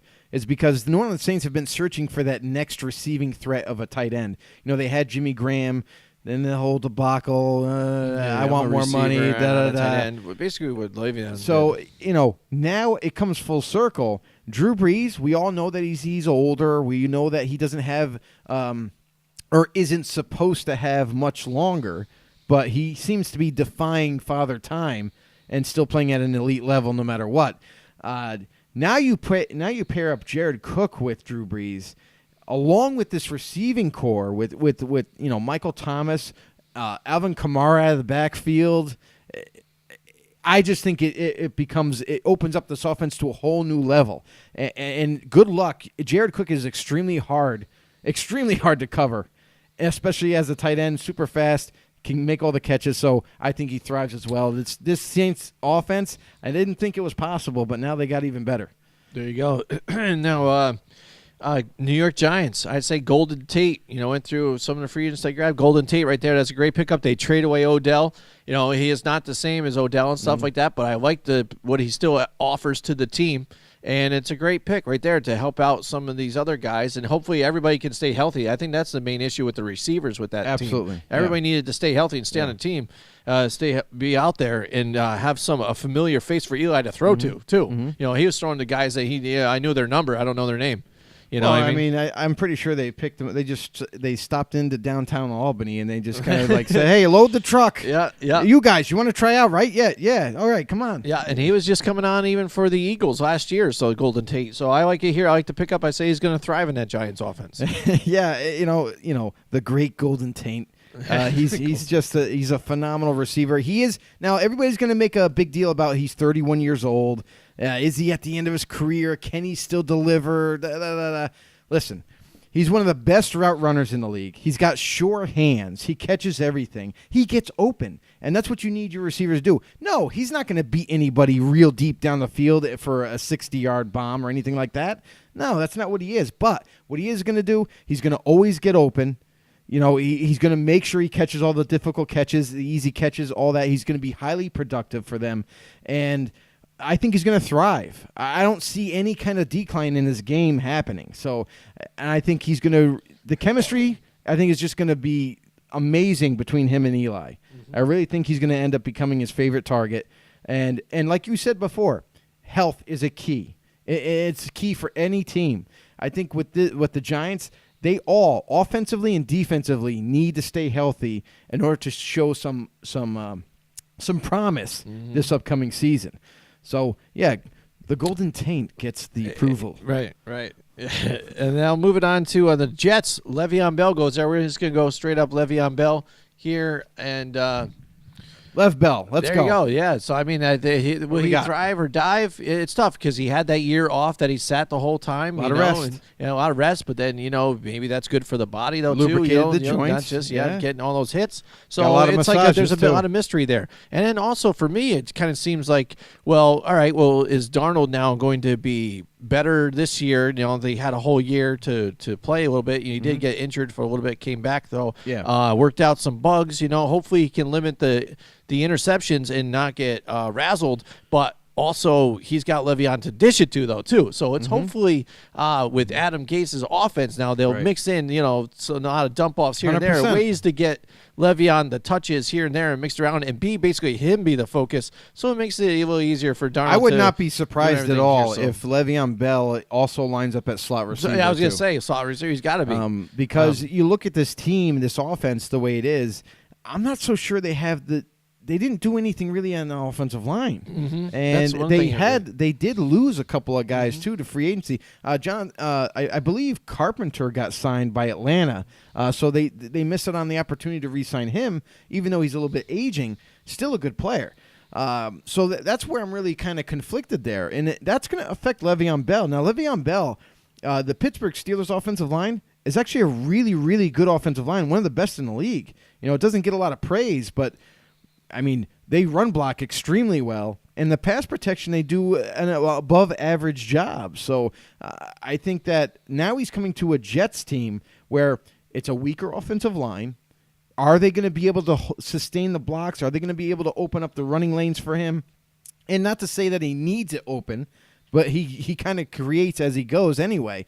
But I think a lot of the defenses are going to key on him big time. Because to me, that's their biggest asset now on that offense. The teams are going to be more worried about Le'Veon Bell than anything. So I think they're going to key on just Bell. They're not really scared of Sam Darnold because we've seen what Sam Darnold is his rookie year and everything. No one's really scared of him. They're like, we got this guy figured out. They got a plenty of game film on Sam Darnold. Let's see if Sam Darnold can take another step forward. We do know that he has issues with throwing and creating turnovers when pressure. So I think defenses are just going to key on Bell.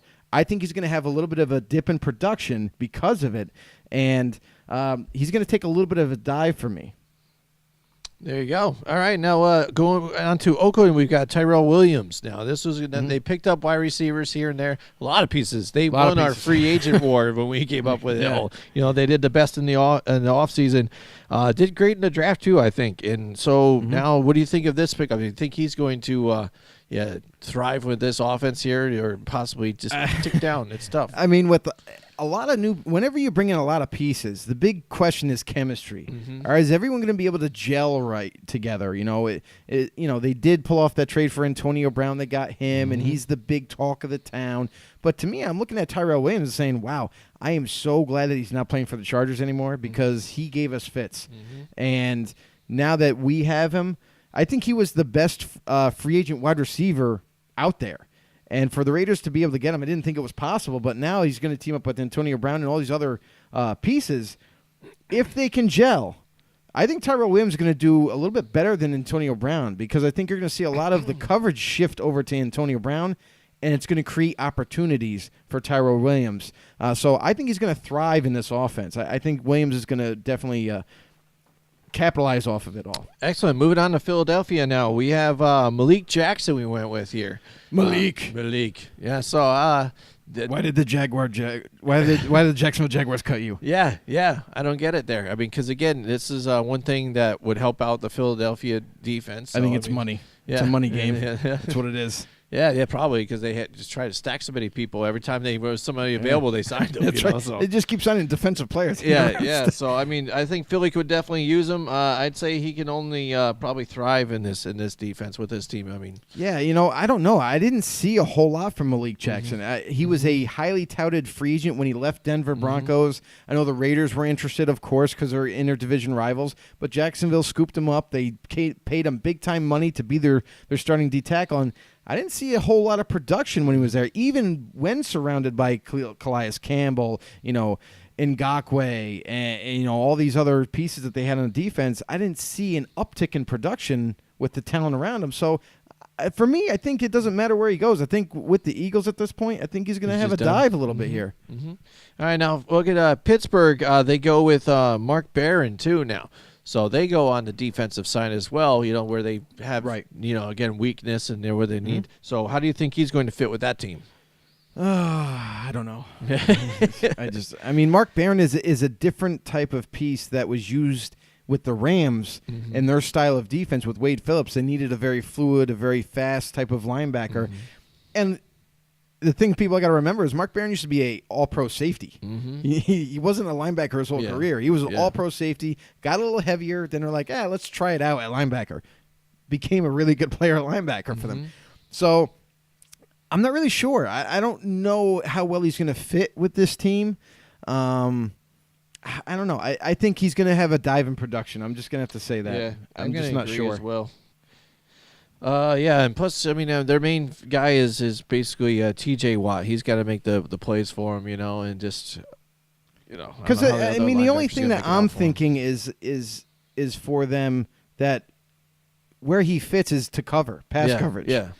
Because I don't think. I mean, he can blitz, but I don't think he's the answer off the edge. Yeah. So that's why I'm a little conflicted there. So I think he takes a dive. All right, San Francisco now. They're pick up Tevin Coleman. That they have stacked running backs. And that's they weren't very active in free agency, but that's where the things were. They did. They went and go out and get that when they needed a wide receiver too. I don't get what they didn't go. I'm sorry. I can't believe they just stacked running back when they're they're already super deep. Yeah. They're paying 4 starting caliber running backs. Yeah. You got Derek McKinnon, who was the feature back kind of when he was the big money free agent that they brought in.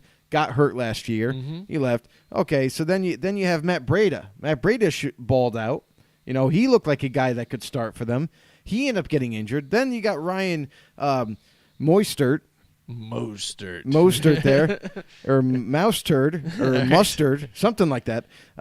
He comes in, and he actually showed us that he could be a starting caliber running back. And now at free agency comes in, you add Tevin Coleman, the 4th guy, and pay him money to be who's getting cut? Are you keeping 4 running backs, or are you going to cut somebody? I'm kind of conflicted when they could have took that money and brought in a guy like Tyrell Williams to be another receiving threat for them, and a tall one too to boot. Like team him up with Dante Pettis, team him up with Marquise Goodwin, and I thought that would have been a nice signing there. But wow, I'm shocked by it. I don't understand what John Lynch is doing, and a lot of people, even Kyle Shanahan, there's conflicting reports out there that the relationship there is a little bit rocky now between him and the GM and John Lynch, because I think Kyle wants a little bit more help on the offensive side of the ball, but not at running back. I think he wanted it elsewhere, and John Lynch is kind of doing whatever he feels like. So if he's more like a value guy. So if he saw value, saw Tevin Coleman out there, he's like, oh, we already got 3 running backs. Hey, I'm going to bring him in because he's value. But he's not looking at the big picture. Because of all that, I question the move. I don't understand Tevin Coleman. I think and why would Tevin Coleman come to a team that is already stacked at doesn't the get backfield? His chance to be a true starter or whatever. I mean, he's not going to happen. No, yeah. You got Jerick McKinnon coming back. Yeah. You have Matt Breida, who's already proven himself. Ryan, all that. Is he going to be a rotational player? Yeah, he's going to be a rotational player, but in a 4 running back rotation or 3 or whatever it's going to be. They cut it to, yeah. Don't know. So I think he's going to take a huge dive. Yeah, I agree there. Back in Atlanta, who do you have to compete with? Devontae Freeman. That's it. It was him, and it was back and forth between those two. Now you're in a deeper pool. I just don't understand it. Yeah, either do I. But Mike Tackett chimes in again, and he says, brings up the question here. This is one that you and I have talked about just privately. Yeah. So we're going to bring it up here. I already know what I'm going to say. Is Vontaze Burfict a legitimate good signing for the Raiders, or is it more of a hype acquisition? Now, I liked it. Once they brought him in, I liked it. I liked the hype around it. I liked even the player, and I thought maybe the one problem that Burfict had really, that super intensity, and he was never kept in check though by the he had a coach that place just Marvin that Lewis. was to take the almost like how the owner from Houston Texans brought it up, but I'm keeping race out of it and stuff like that. He let Bud the McNair. inmates run the whole thing, all the team. There was no lack of word. I can't find a word, but he didn't leave you accountable for your actions with that team. Between Pac-Man Jones and a few other ones having issues, he did not say, "Oh yeah, well he was wrong in that." He was like, "Well, this and this," and he pat the guy in the back. Do and be something. Like, yeah, nothing. You let him go. The guy's acting crazy out there on the field. You didn't calm him down. You didn't pull him out of the game. You didn't talk to him. Right. You just like, "Oh yeah, I don't know what they're talking about, buddy. You're right." And that's a problem there. So I like that. I'm like, this is good. If you can bottle that intensity, you have this all intensity right here bundled up, ready to explode. And if John Gruden can, juggle that and just force it where it needs to be, which I think he can, because he's an intense guy himself too. He'll yell at you. He'll go there. You saw what happened with him and Derek Carr on the sidelines and stuff like that. He ain't afraid to tell you exactly what he's thinking. You know what I mean? And he'll keep you accountable. Right. So I like that pickup. If you can bottle that and keep him in check. Yeah, and who wouldn't like a Pro Bowl linebacker to come onto your team? And he's another guy. He's 28 years old. He is getting close to 30, but he's still on that younger side of 30. I don't know how I said to you that the only thing that I have a problem with is because of the altercations that happened on the field, off the field, the mistakes that he made. But going back to last year, now here's an interesting thing that Paul Guenther, the D coordinator for the Raiders now, used to be with the Bengals as their DC. And while he was there, he established a very close-knit relationship with Vontaze Burfict, kind of like a father figure to Vontaze. And Vontaze Burfict will tell you that he did an interview when he newly got signed to the Raiders. Paul Guenther, in the meeting room, pounded the table for him. He said, he's available, let's get him. He knows my defense inside and out. He can put players in the right positions. He's a very smart kid. Let me work with him. He goes, me and him have an understanding. We have a very close relationship. He goes, we have to get him. We have to add him. Mike Mayock, he gave some friction to that idea. He was like, wait a second. Well, if we add this guy, what about his character? Is he gonna fit with our team and what we're trying to do here? We want high character guys and all that. But sure, Paul Guenther, he said, don't worry about it. I got him. They added him. Let's see what happens. I'm not super high on it just because, one, he's injured often. The last couple of years, he's been injury prone, kind of. And two, the altercations and the mistakes that he makes mentally, and causing disruption, cost your team, So I don't think it's going to cost the team. I think it's only him.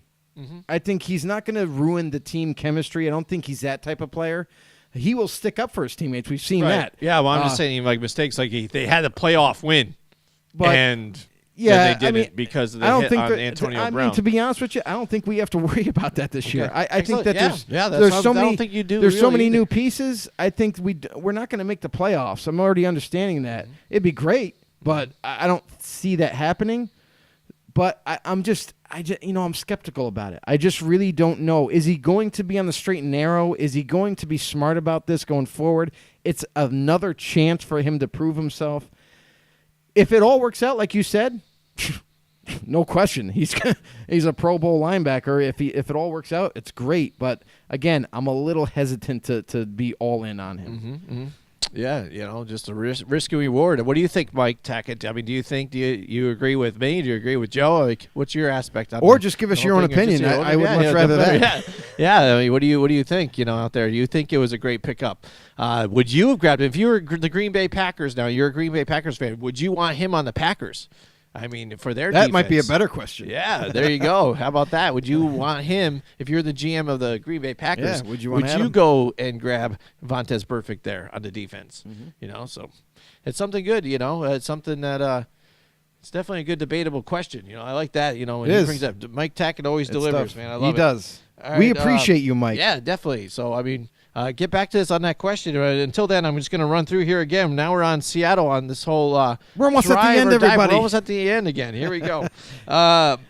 Mikey Upati, was available, Joe. And then he goes to Seattle. Right. So that's a great pickup for them. I think that's something they definitely needed. You can't. Russell Wilson showed that he could almost do it all himself. Right. But you just got to be in reality here. He don't know if you're going to get Doug Baldwin back. I mean, right? Yeah, he has Career-ending injury. Yep. Yeah, it doesn't look good there. So I mean, He might have to retire. he needs help. So I'm thinking he can only thrive in this.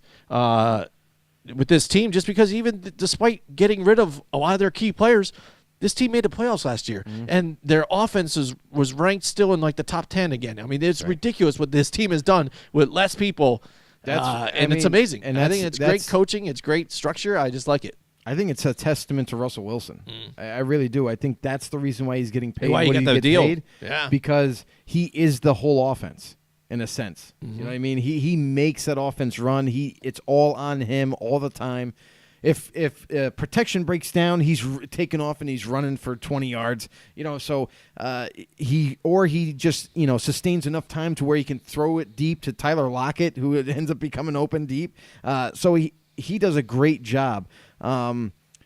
Now going to Upati here, I think he replaces a need because J.R. Sweezy, who became a free agent from Seattle, held that guard spot, and he ended up signing. I believe he signed with Tampa Bay. Not 100% sure, but I believe he signed with Tampa We were Bay. just looking at it last night. I can't look at it here because it's died. You're not supposed to say that. Sorry, I don't care.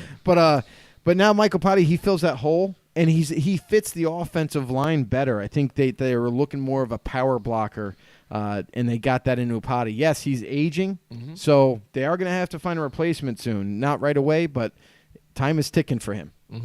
But yeah, so I think he's going to thrive there. All right, excellent. I like it. We were talking about Tampa Bay earlier with Mike Tackett. He brought it up there about having to watch him nonstop. And one thing that we did say that they were struggling in the backfield, and they grabbed Deion Buchanan, and I like the pick. I like picking it up there. It'll definitely help that defense. As a team, I don't know if they're going to thrive, but I think with this defense, he can only step up and help them out. So I'm going to say he's going to thrive with this team. Yeah, and Deion Buchanan, he's another interesting player. He's a Mark Barron type of player in terms of he started at safety with Arizona. He played a little bit of corner. He also kind of dived in there a little bit at linebacker for them too, because so he played a lot of different levels. Very multifunctional type of player. I don't know. I think he's going to do well. I don't know how much better, but I think he might be able to match his production from last year. So I think he's going to thrive as well. All right, excellent. And now talking about a guy that we lost there from Tampa Bay, Adam Humphries goes to Tennessee, a team that needed a weapon, at the wide receiver position. Needed more. Yeah, absolutely. We need more. And maybe now that they don't have LaFleur there, maybe this guy who comes in, I think it was their quarterback coach is now the offensive coordinator, but I can't be sure I think he now. was the water boy for Maybe. high school. It could be, but Now would they finally say, Derrick Henry, maybe we got to run you all the time, not just in a wildcat formation where you hand Well, it let's off. not you get don't even carried keep away. it. You can't run all the time. Then it won't work. I know. I hear you there, but oh my goodness! I mean, when I get you. It surprised the world when they're like, "Oh, we'll get Derrick Henry this game." You know why would they do that all season? I Mike, don't know. And I'll We say, asked. and I'll have to ask that to Mike Tackett as well. Is how do you feel about your new head coach now, coming from Tennessee? Yeah. How that offense ran? Are you a full-on believer of him coming into Green Bay with teaming up with Aaron Rodgers? I'm afraid. And coming up with an offensive scheme that works, or do you think you're not so thrilled about it because of his recent history with Tennessee and how he wasn't able to really do anything with some youthful weapons there for the Titans? But yeah, I mean, we talk about weapons. You know, Tennessee Titans. We said this for a couple of years now. It's a no for me. They need to keep building on the offense. They need more than just Corey Davis. It was an excellent draft pick when they drafted Corey Davis. He's starting to come into his own, but he needs help. And Tajay Sharp can't be just the answer. You know, he's not that prolific of a receiver to scare the defense to shift. Mm-hmm. So now you bring him Adam Humphries. Now, I think this is a phenomenal signing. They steal him away from Tampa Bay. He comes to Tennessee. He's going to be the automatic starter. He's going to supplant Tajay Sharp. Either move him in, or if they see Adam Humphries as more of a slot guy, he's going to destroy it underneath. So I think either way, it's going to work out great for them. He's going to thrive big time in Tennessee. Yeah, I'm going to agree as well with that too. All right, Mike Tackett, here he goes again. He's talking about the Raiders here, so I think that's what he's talking about down there here, because I'm not sure there's a bit of a delay between what we say and where it comes out here at Facebook. Can the Raiders truly depend on him? Burfict has had 11 different times fines and suspensions in his 7-year NFL career, and has missed games in 3 straight seasons due to suspensions, including a 4-gamer last season for PEDs. He has missed at least it's got to open again. I should always thematically hit this. Yeah, exactly. You know what I mean? Straight seasons due to concussions. Yeah, so he only played 16 games once in 2013.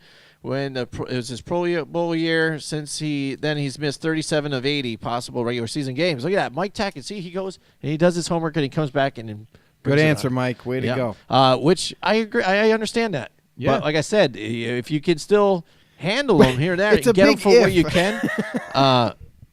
We'll see. It is. It's a big if, though. I mean, for all those reasons, it's tough. It really is. You don't know what you're going to get in the guy. Mm-hmm.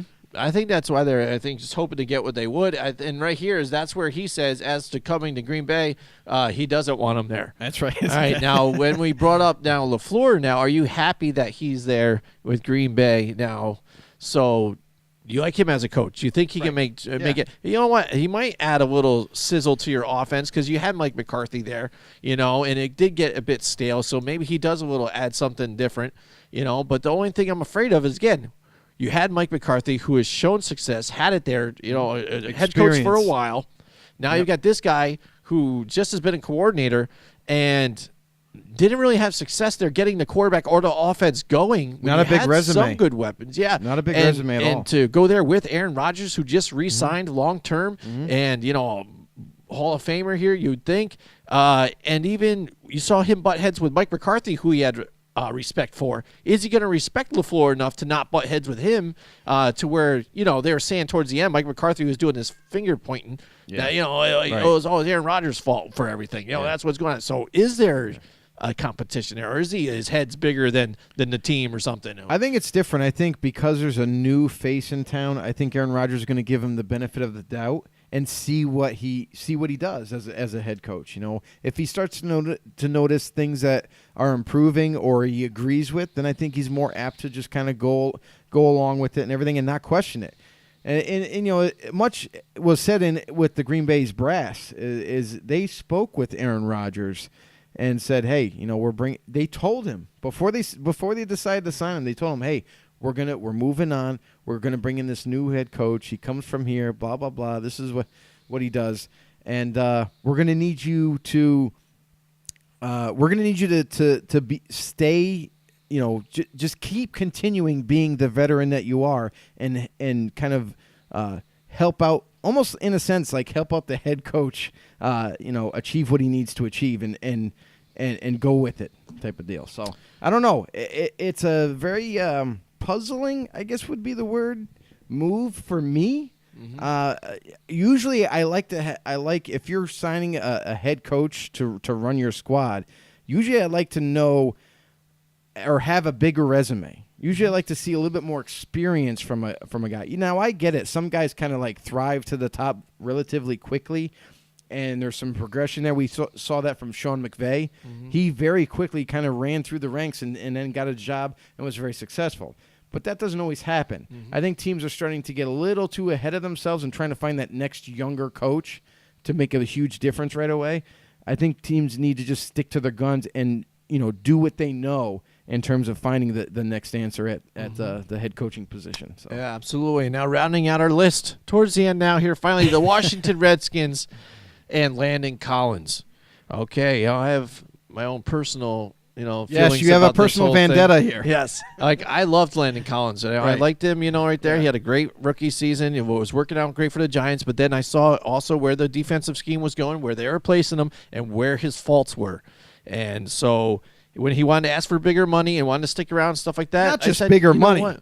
Not just bigger money. Yeah. It was absolutely ridiculous money. I was like, let him go. Whatever, because when there were big plays, he was still involved with them. I'm sorry. He does play well deep as a safety, but they were bringing him up right there, and I just didn't like it. Playing right up in the front, I don't like him there. He didn't play well. So if the Redskins do that same type of thing with him, I'm loving life then. I'm saying Golden Tate in the slot all day or whoever, Sterling Shepard, boom, hit it up because we're getting a touchdown off that thing. You know what I mean? So I like it. So Landon Collins, they had a good defense before. He's there now. I don't think they missed much, to be honest. Yeah, no. Now Thrive. I don't know. I say he takes a step down. I'm going to do it. Go for My it. vendetta continues. Dive. Dive. All right. You need a sound effect for that. Yeah, I do. Anyway, for Landon Collins, I think the thing is, too, it's I don't understand the contract. I mean, that's my biggest thing, is you're going to pay a safety the kind of money that almost a quarterback makes. It's absolutely unreal to me. I don't understand. Like, no safety deserves that kind of contract that he got. And because of that in itself, I think it's a terrible decision. However, I do like Landon Collins. I've always been a Landon Collins fan, and I think he does a lot of things well. He definitely does cover well. Better than a lot of safeties in this league. He can really come down and drop the hammer and play against the run and tackle well, and separate guys from the ball. So I mean, I think he's a great player. I don't think he's worth the money that they gave him. But coming into this Redskins defense, the defense as a whole, when it's healthy, is really tough to beat. I think just plugging him in there, moving on from HaHa Clinton Dix, I think they're going to be fine. I think, to me, he's going to thrive. I think he's going to be okay with Washington. All right, there you go. That is finally we wrapped up our list. The list is done, y'all. It's thrive or dive. Whoop, whoop, whoop, whoop. There goes Landon Collins. Bye. All right, here we go. Let's hope. You're hoping because he's in the division. I'm hoping. I'm hoping that DRC, Dominique Rodgers-Cromartie, has a better year for Washington than he does. That would be stupendous. I mean, don't know if he will, but there's a reason why he is available. In a fantasy world, my fantasy world, that's what we fantasy. got. All right, so Joe, you know what? You know what time it is? We've been I think I doing do know this what whole time list it lines, is. and we're gonna hit it up. We're gonna go to the drop, baby. You know what I'm saying? We gotta hit up, go to the drop. Yeah, let's get it. Yeah, I'm feeling it, buddy. Let's get some news. Let's hear some good news. What do we got? All right, first off, court is about to happen. The American Alliance Football League, the original main investor, faces up to 70 years in prison if convicted of bank fraud and operating an unlicensed money transmitting business. Fowler faces up to 70 years in prison. Fowler's inability to fund his original commitment to the AAF is what ultimately led to the league's demise. So basically, it's because your financial backer sucks and doesn't know how to organize money. That's why that league just kind of fell apart. Ravens re-signed restricted free agent D-tackle Michael Pierce. A huge move. They had to make that happen. A guy that's very young and one of the best. Panthers declining D-tackle Vernon Butler's fifth-year option. Moving on. Former Kansas City Chiefs and Oakland Raiders linebacker Derek Johnson has decided to retire after 14 years in the NFL. He'll sign a one-day contract with the Chiefs next week to finish his career as a Kansas City Chief. Oh, is that nice? It was a nice one. Robert Nkemdiche's fifth-year contract option to be declined by the Cardinals. It's interesting with him because he was a highly touted first-round draft pick, was supposed to be a great pass rusher, ended up gaining weight, moved to D-tackle with Arizona. I don't know if he has a home there after this year. Tampa Bay Buccaneers star Jason Pierre-Paul, if you didn't hear it already, was involved in a single-car accident in Florida early Thursday morning. Some reports out there were saying that he had a neck injury, he had a spine injury. Either way, it's all connected. Hopes and prayers go out to Jason Pierre-Paul. Hope for a speedy recovery. Hopefully, he'll be able to play football again. I don't know. It's pretty serious. It's tough. Although he did return home, and I guess friends of the family and everything said that he looks like he's in good shape and might be ready for training camp. The Philadelphia Eagles announced they signed a free agent linebacker Zach Brown to a one-year deal worth $3 million. So then, Jordan Hicks ends up leaving, going to Arizona in free agency. Now, they just kind of replaced him with Zach Brown, I think a younger, talented linebacker for them. The Arizona Cardinals have signed tight end Max Williams, a former second-round pick of the Baltimore Ravens, to a one-year deal. I think it's a solid move. I think they just never had, they got Ricky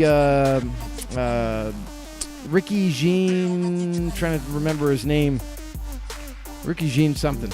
But anyway, now they're adding some more depth to that tight end position. I think Max Williams, he could have an opportunity to be the starter in the end. A quartet of offensive stars make up the class of 2019 for the Carolina Panthers' Hall of Honor. As wide receiver, no, is it Hall of Honor? That's what it is. That's what I said, Jim. Yeah, Don't put words in my mouth. mouth. I'm sorry. As wide receiver, Steve Smith, quarterback Jake Delhomme, tight end Wesley Walls. I remember Wesley Walls. He was pretty good. Wow. And offensive tackle Jordan Gross officially earned spots as team legends. The Raiders declined safety Carl Joseph's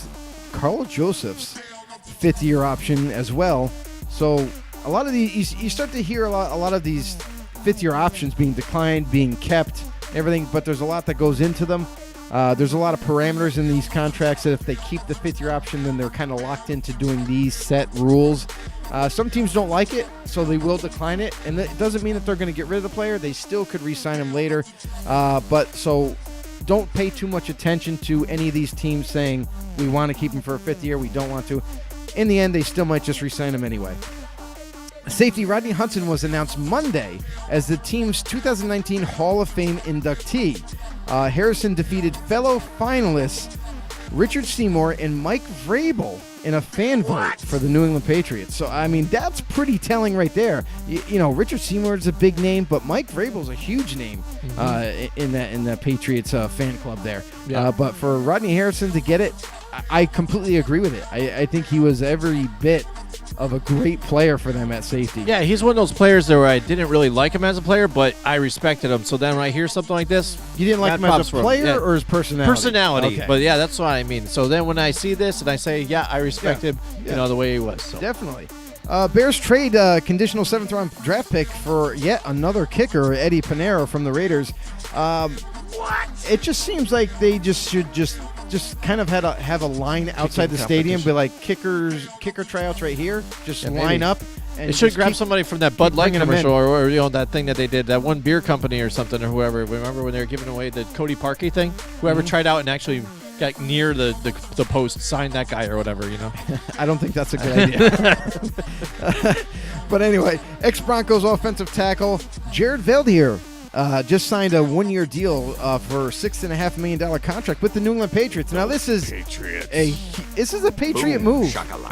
This is a guy. Jared Veldheer is not a bad player. He's a pretty decent offensive lineman still at this point in his career.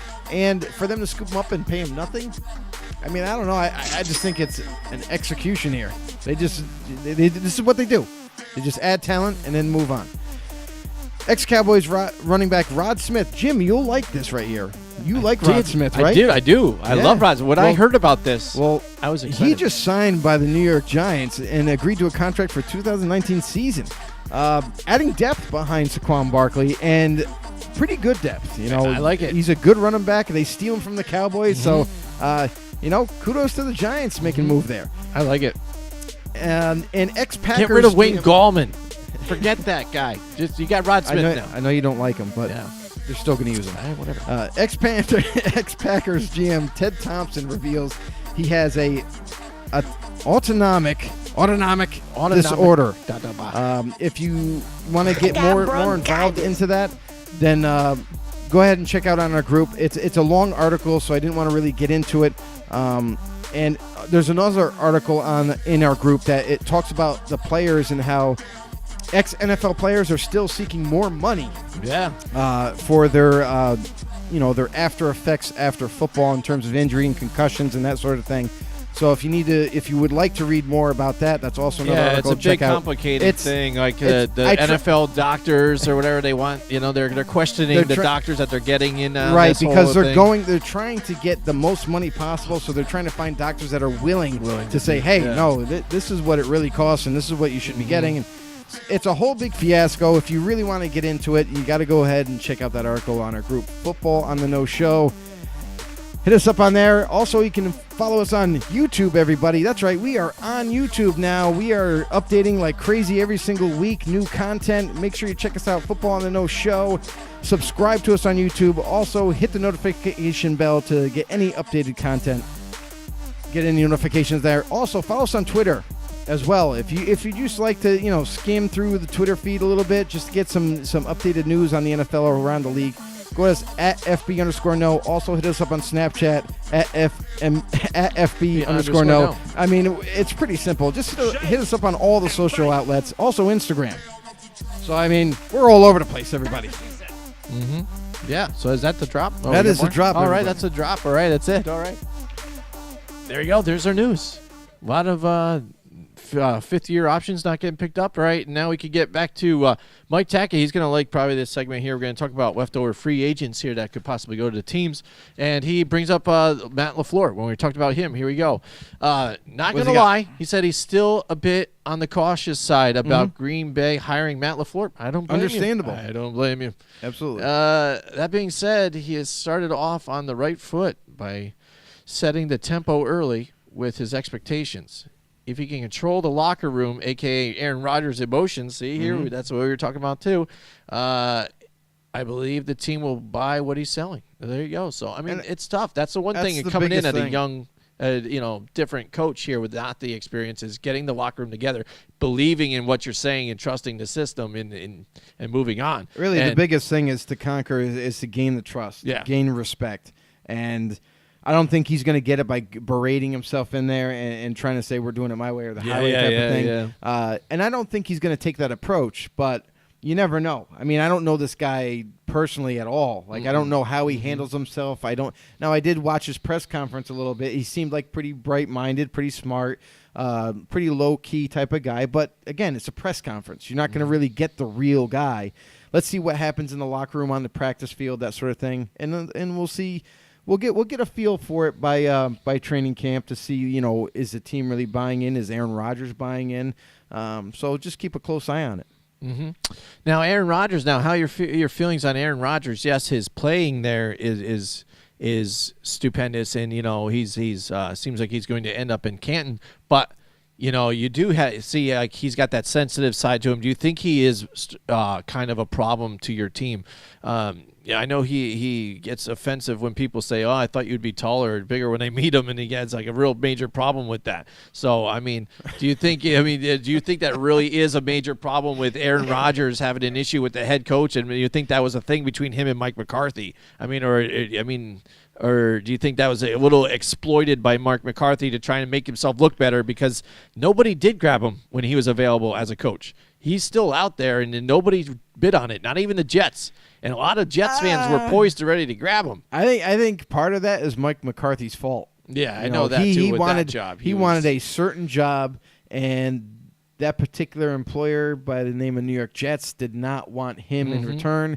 They decided to go with Adam Gase because apparently that was the guy all along, not Mike McCarthy. And McCarthy said, "Okay, I'll just sit out then." Yeah, so I don't know. What do you think about that? I mean, it's sort of out there. And now we're looking at some of the free agents that are still available out there, Joe. There's a lot of good guys here, but kind of, what was that, to plug some leaks maybe, or even when a team comes around, they have players. Yeah, injury, so maybe bring them on. Ndamukong Suh, who played okay for the Rams, but he really turned it on, I think, in the playoffs. And that's when he really started to do something. That's when you want him to. Yeah. And he's doing well there because you didn't see him basically the whole season.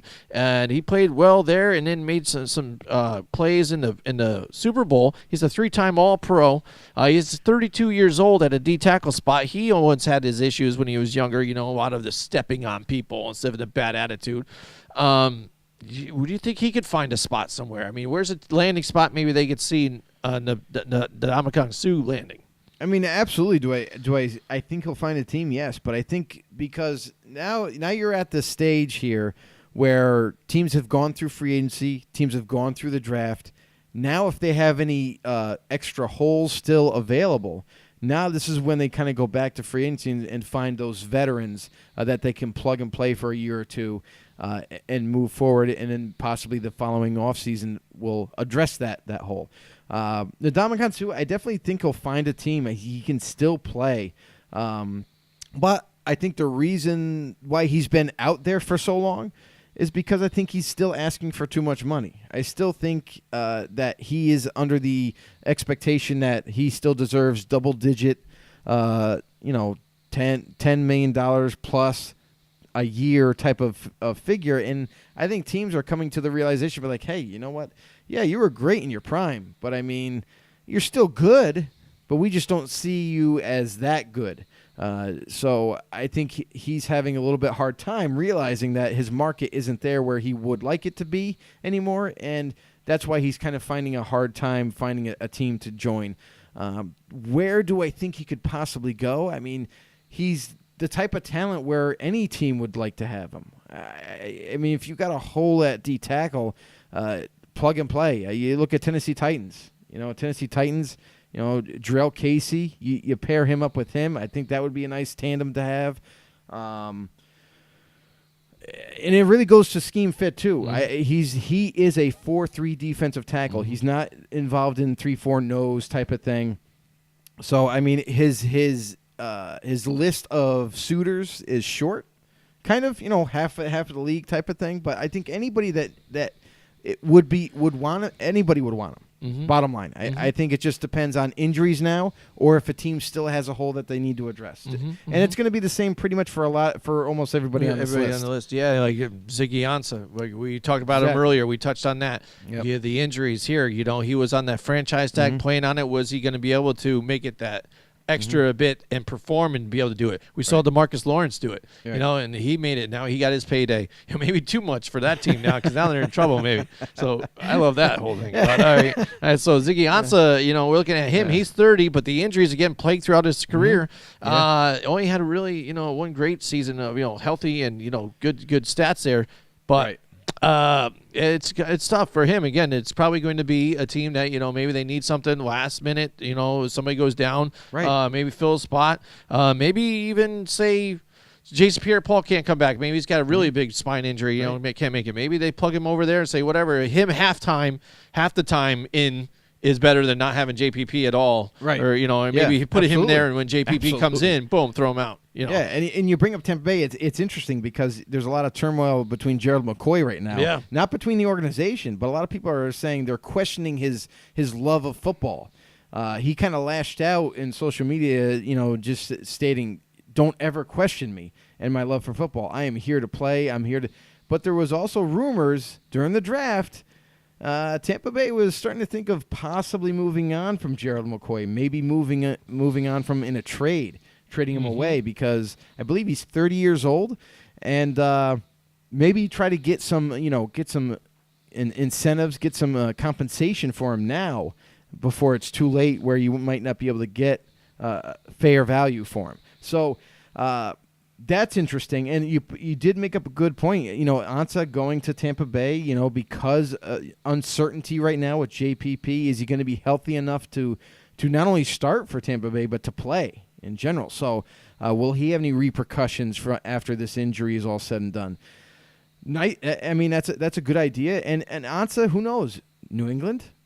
I mean, they've been looking for pass rush. Now if they could pick up a guy like Ansah, to replace Adrian Claiborne, that isn't there anymore. So I mean, that would be kind of like a savvy move that they could make as well. I mean, in the end, it's like do or die. So Seattle Seahawks, they got a big, they could utilize him. Yes, they got the trade for, D Ford and all that, and you put Ansah now as an insurance policy. I think that's a pretty darn good pickup there. So I think it's anybody that needs help. Ansah was also brought in with the Raiders. They had him in for a visit. So and everybody kind of cracks on Gruden saying, well, it's hard to find pass rushers. Well, yeah, okay, it is. It doesn't, whatever.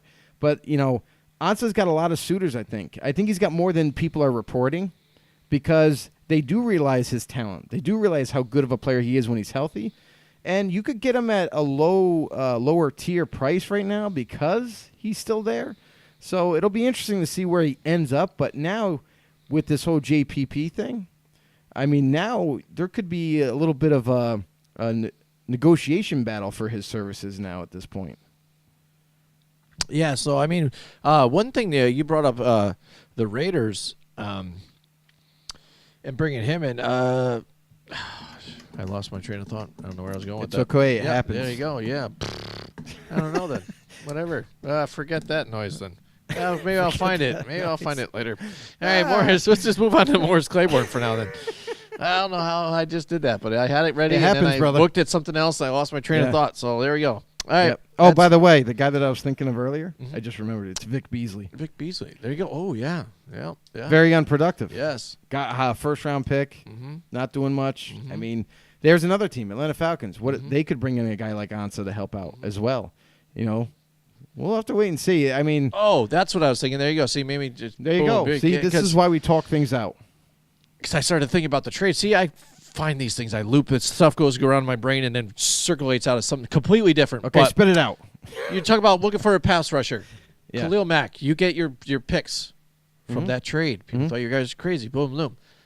Now, when I looked at the Giants and what they got for the Odell trade, what you had to look in that first round, you had to see now, looking at who you picked now, giving up Odell Beckham Jr., did you get the value you wanted, the equal amount of what you think now equals an Odell Beckham Jr. So now you get Chicago's pick this year. You drafted now. Now do you think, because that's the whole point, get rid of this elite pass rusher, this guy, one guy, to grab three good guys or so, boom, to equal it. Now, do you think the Raiders were successful in that move? We don't know.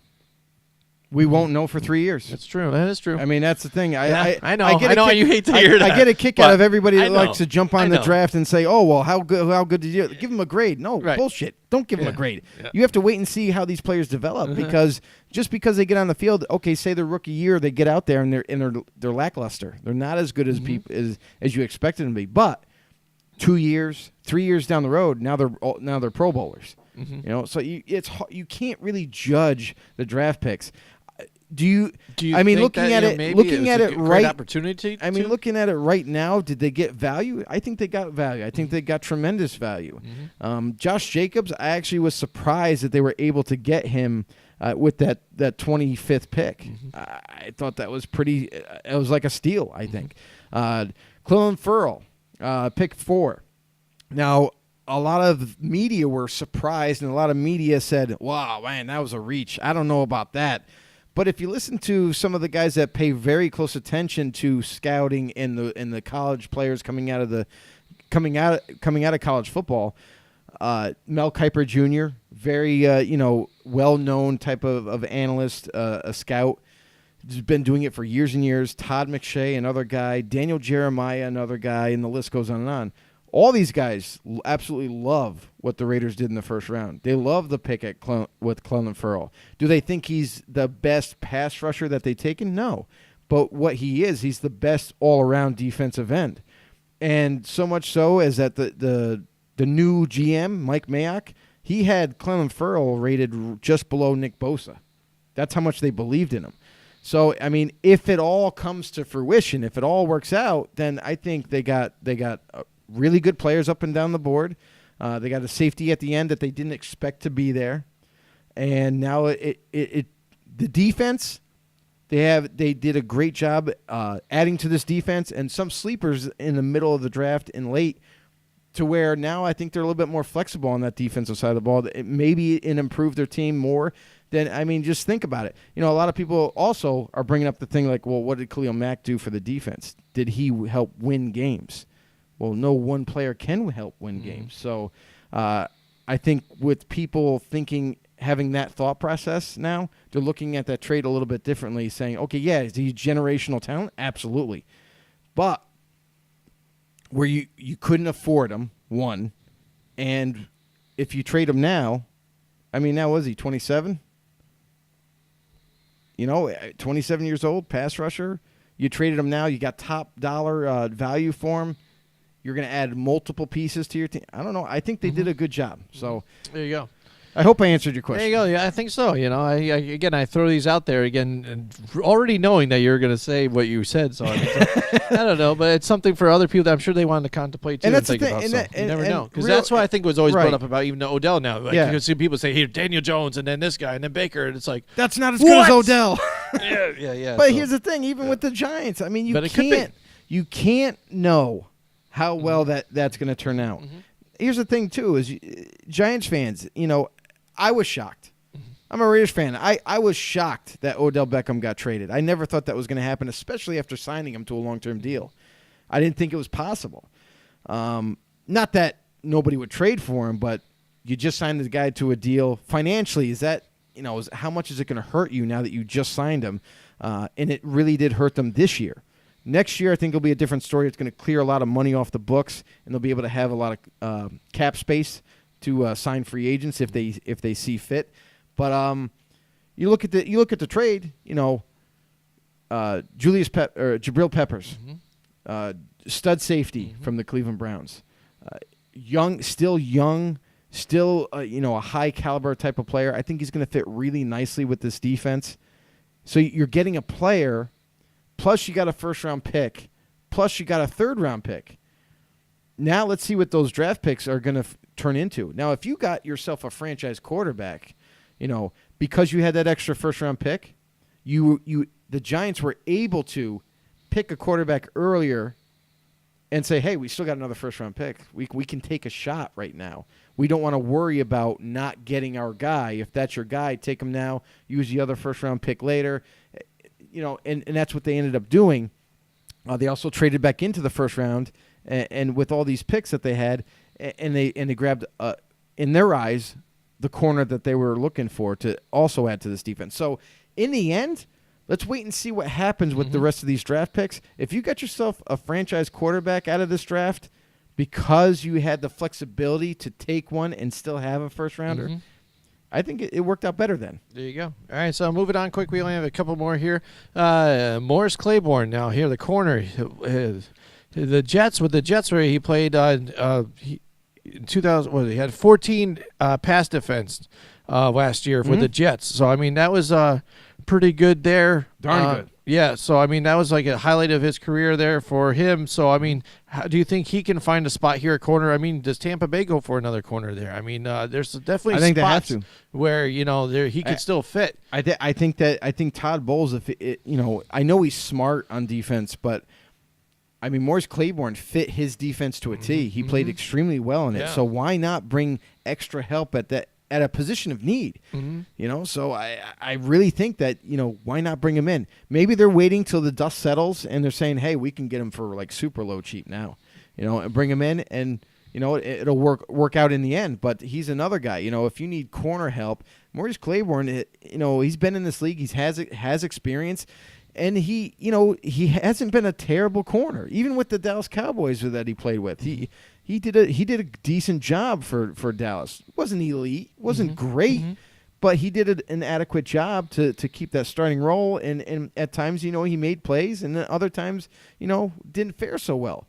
But with Todd Bowles, I think he played even better. I think he fit the scheme better. So it would just make all the sense in the world. Yeah, absolutely. And Jamie Collins now, he moves on from the Patriots. Looks like he was going to be an up-and-coming linebacker here. Right now he's 29, and they moved on with him. He had an issue where he wanted to get paid some money. They said, yeah, that's too bad, and they traded him.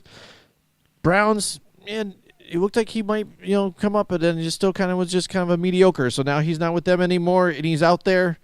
I think there's still even a spot for him. I really liked what he was doing before. So I think even anybody that needs linebacker, he could fit, you know. So, I mean. Yeah, the interesting thing about Jamie Collins is he's another guy. He fits a certain type of scheme. He needs to be in a 3-4 type of scheme. The Browns did try him out at a 4-3 type of hybrid defense that they play. And I think in the end, now that he's 29 and they were paying him what they were paying him, they just didn't see it as an advantage for them as you know, so they cut ties because financially, really, it was a salary cap decision that they release him and to save some money. Jamie Collins, again, he's another veteran that's out there. He could possibly find a home. You know, it's the same thing with all these guys. I think it depends on injuries that may be sustained throughout the rest of the offseason. Now, there's still a long road to go. We still have to finish OTAs up. We still have to get into training camp. Now, training camp. How many times last year were there, you know, injuries in the training camp?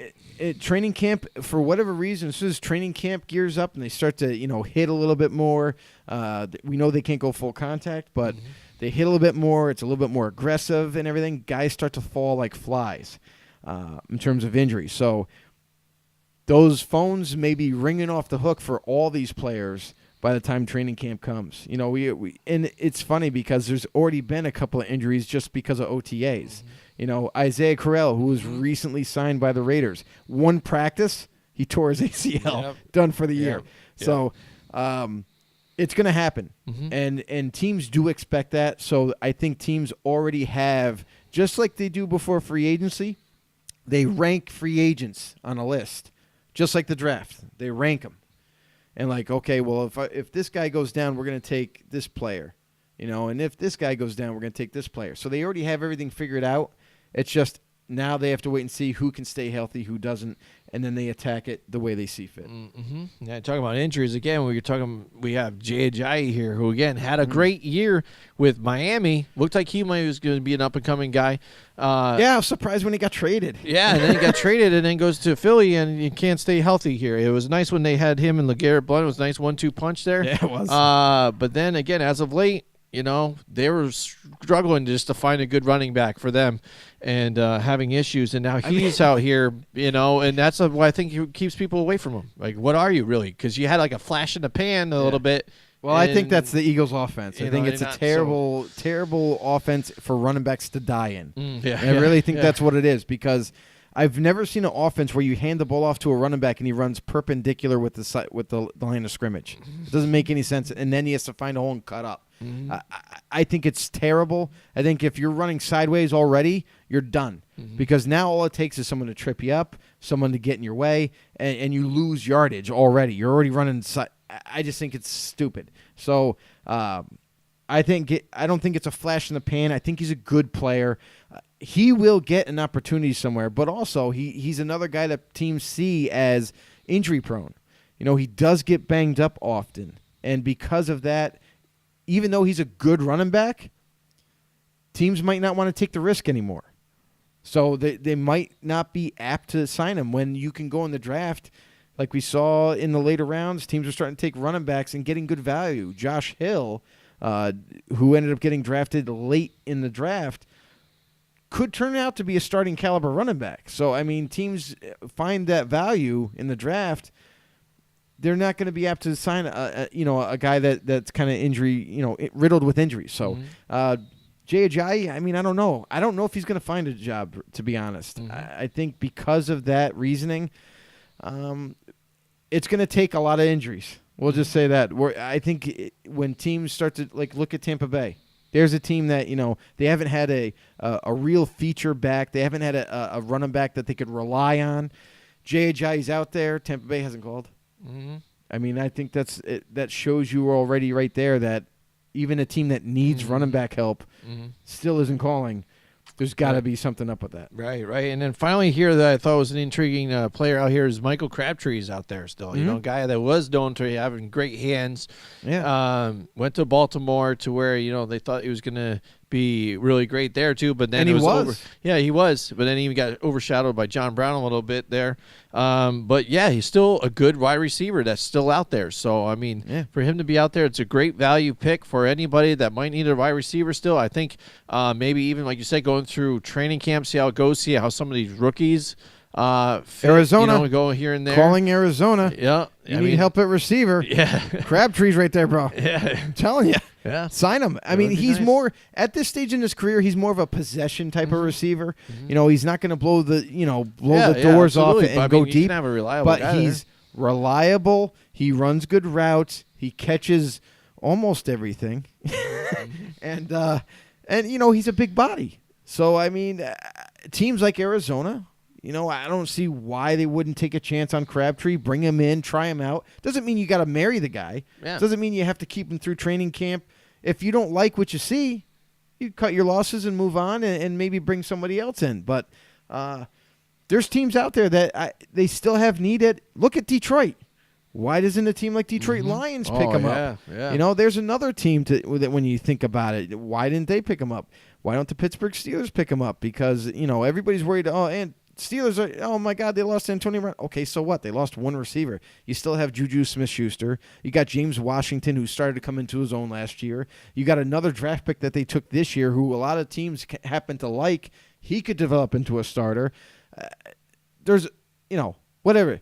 I think receivers are a dime a dozen, and Crabtree is proving it right here. I think he still can contribute to a team, and I think teams are if you have a need at wide receiver, why not take Crabtree? Pick him up. Try him out. See if he works out with your team. So, in the end, all these free agents, I think they either find a job relatively soon or, again, they're just waiting by the phone hoping – I mean, they're hoping that a spot becomes open. I know that nobody wishes, injuries on anybody, but in the end, you got to be thinking to yourself, be like, well, I hope Arizona calls one day. I hope but you never know. I mean, we'll see, wait and see. And then I've always watched how this works out, bearing injuries, and a guy gets picked up. And then you see another guy like a Jay Ajayi. He's talented. Man, he could really contribute, but he kind of goes by the wayside. And in the end, it's almost a predetermination that your career's over. It's like the NFL hinting that maybe you should decide to retire at this point. And it's hard for guys to face. But good luck to all the free agents that are still out there. Hope you find a team. And I just can't wait. Yeah, absolutely. Can't Yeah, wait, so man. there you go. There's another week in the books of talking about it here. Next week we're going to have a lot more stuff to talk about, the trades, and further along, getting closer on to the more training camps and stuff like that. So it's going to be exciting. We're getting there. We're taking it 1 week at a time, everybody. Yeah, absolutely. So we appreciate everybody checking in. Mike Tackett, Zach Walker, Cody, all the Jeremy, know-it-alls out there. All you know-it-alls out there. Thanks for tuning in. Thanks for tuning in. Yeah, make sure you like, share, post. And we got to say that we got to give some thanks out there, Jim. Yeah. We got to thank Down Monday for allowing us to use their music. We got to thank Stephen Murray from voiceactorgarage.com. He's a great impersonator, great guy, great comedian, and even better trivia man if you ever need one. You can hit him up on his website. And what else? Oh, we got all our social media outlets, Instagram, Snapchat. We're in it all. Twitter, at FB_no. YouTube. Everybody, all the know-it-alls that are in Facebook, we encourage you to go over to YouTube, subscribe, support our channel, and as well hit up all your friends, family, anybody that loves football. Get them in here. Have him become a know-it-all. You know, and me and Jim have been talking. You know, I'm just saying, like, pretty soon apparel might become available, and you know, we might be doing some giveaways in the near That's future. true. Yeah, giveaways. Everybody likes giveaways. We're doing all kinds of moves, and and you'll see that even with some of the Snapchat and stuff like that. We've been out and about trying to work the All I know social is media and everything else. So you know, I've kind of dabbled with Instagram a little bit, and even not even trying, we're getting new followers on Instagram. Thanks, I like it. We're doing it. We're making it happen. We're doing as much as we possibly can, but yeah, definitely support our YouTube channel. Get everybody that you know that loves football to join, become a know-it-all. Subscribe, hit the notification button to get all the updated, latest, and greatest content, and vice versa. For everybody on YouTube, we encourage you also to go ahead and show support some on the Facebook page in the group Football on the No Show, and go ahead and follow us and encourage anybody that you know that loves football just to go ahead, try us out. You know, little dose. Try us out. See if you like us. You might like I think we're entertaining. Yeah, I mean, we try. All I'm saying. I mean, at least we kind of change our voices at levels and stuff instead of being monotone. Like, oh, yeah, and Ezekiel Elliott, do you think he's going to sign next year with the Cowboys? Not sure. Hey, Jim, off to you. What do you think? Well, I don't know. Here we have somebody on the phone that wants to talk about it. And, who is it? Yeah, I don't know. It's James McMurray. got a How are nice you? approach. We got James on the phone. I'm so excited to hear from you, James. Yeah, there we go. It's All right. terrible. Yeah, it is. Don't It's terrible. be fooled by the other posers. Absolutely, yeah. And we're making moves. Like I said, we have DJ Dredd that's making another clip for us, too. Some music for our drop, you know. So we get new music there, too. Yeah, definitely. And maybe some more along with that. So we're working the angles behind the camera when you don't see us, but we're trying to get on the camera more in other different social media That's right. outlets. So trying to be DJ, more of us we're gonna have to make another slide for DJ Dredd to be on here too. Yeah, absolutely. Yeah, get him on here to talk a little bit, to rant a little bit. I like it. But Let's that's go. it. That's our show for this week. Join us next week for a lot more fun and football talk. And thanks for joining us. Let's go, know-it-alls. Come on. See you next week. Join us next week from 8 till 10 Wednesday night for more Football on the No with Jim and Joe.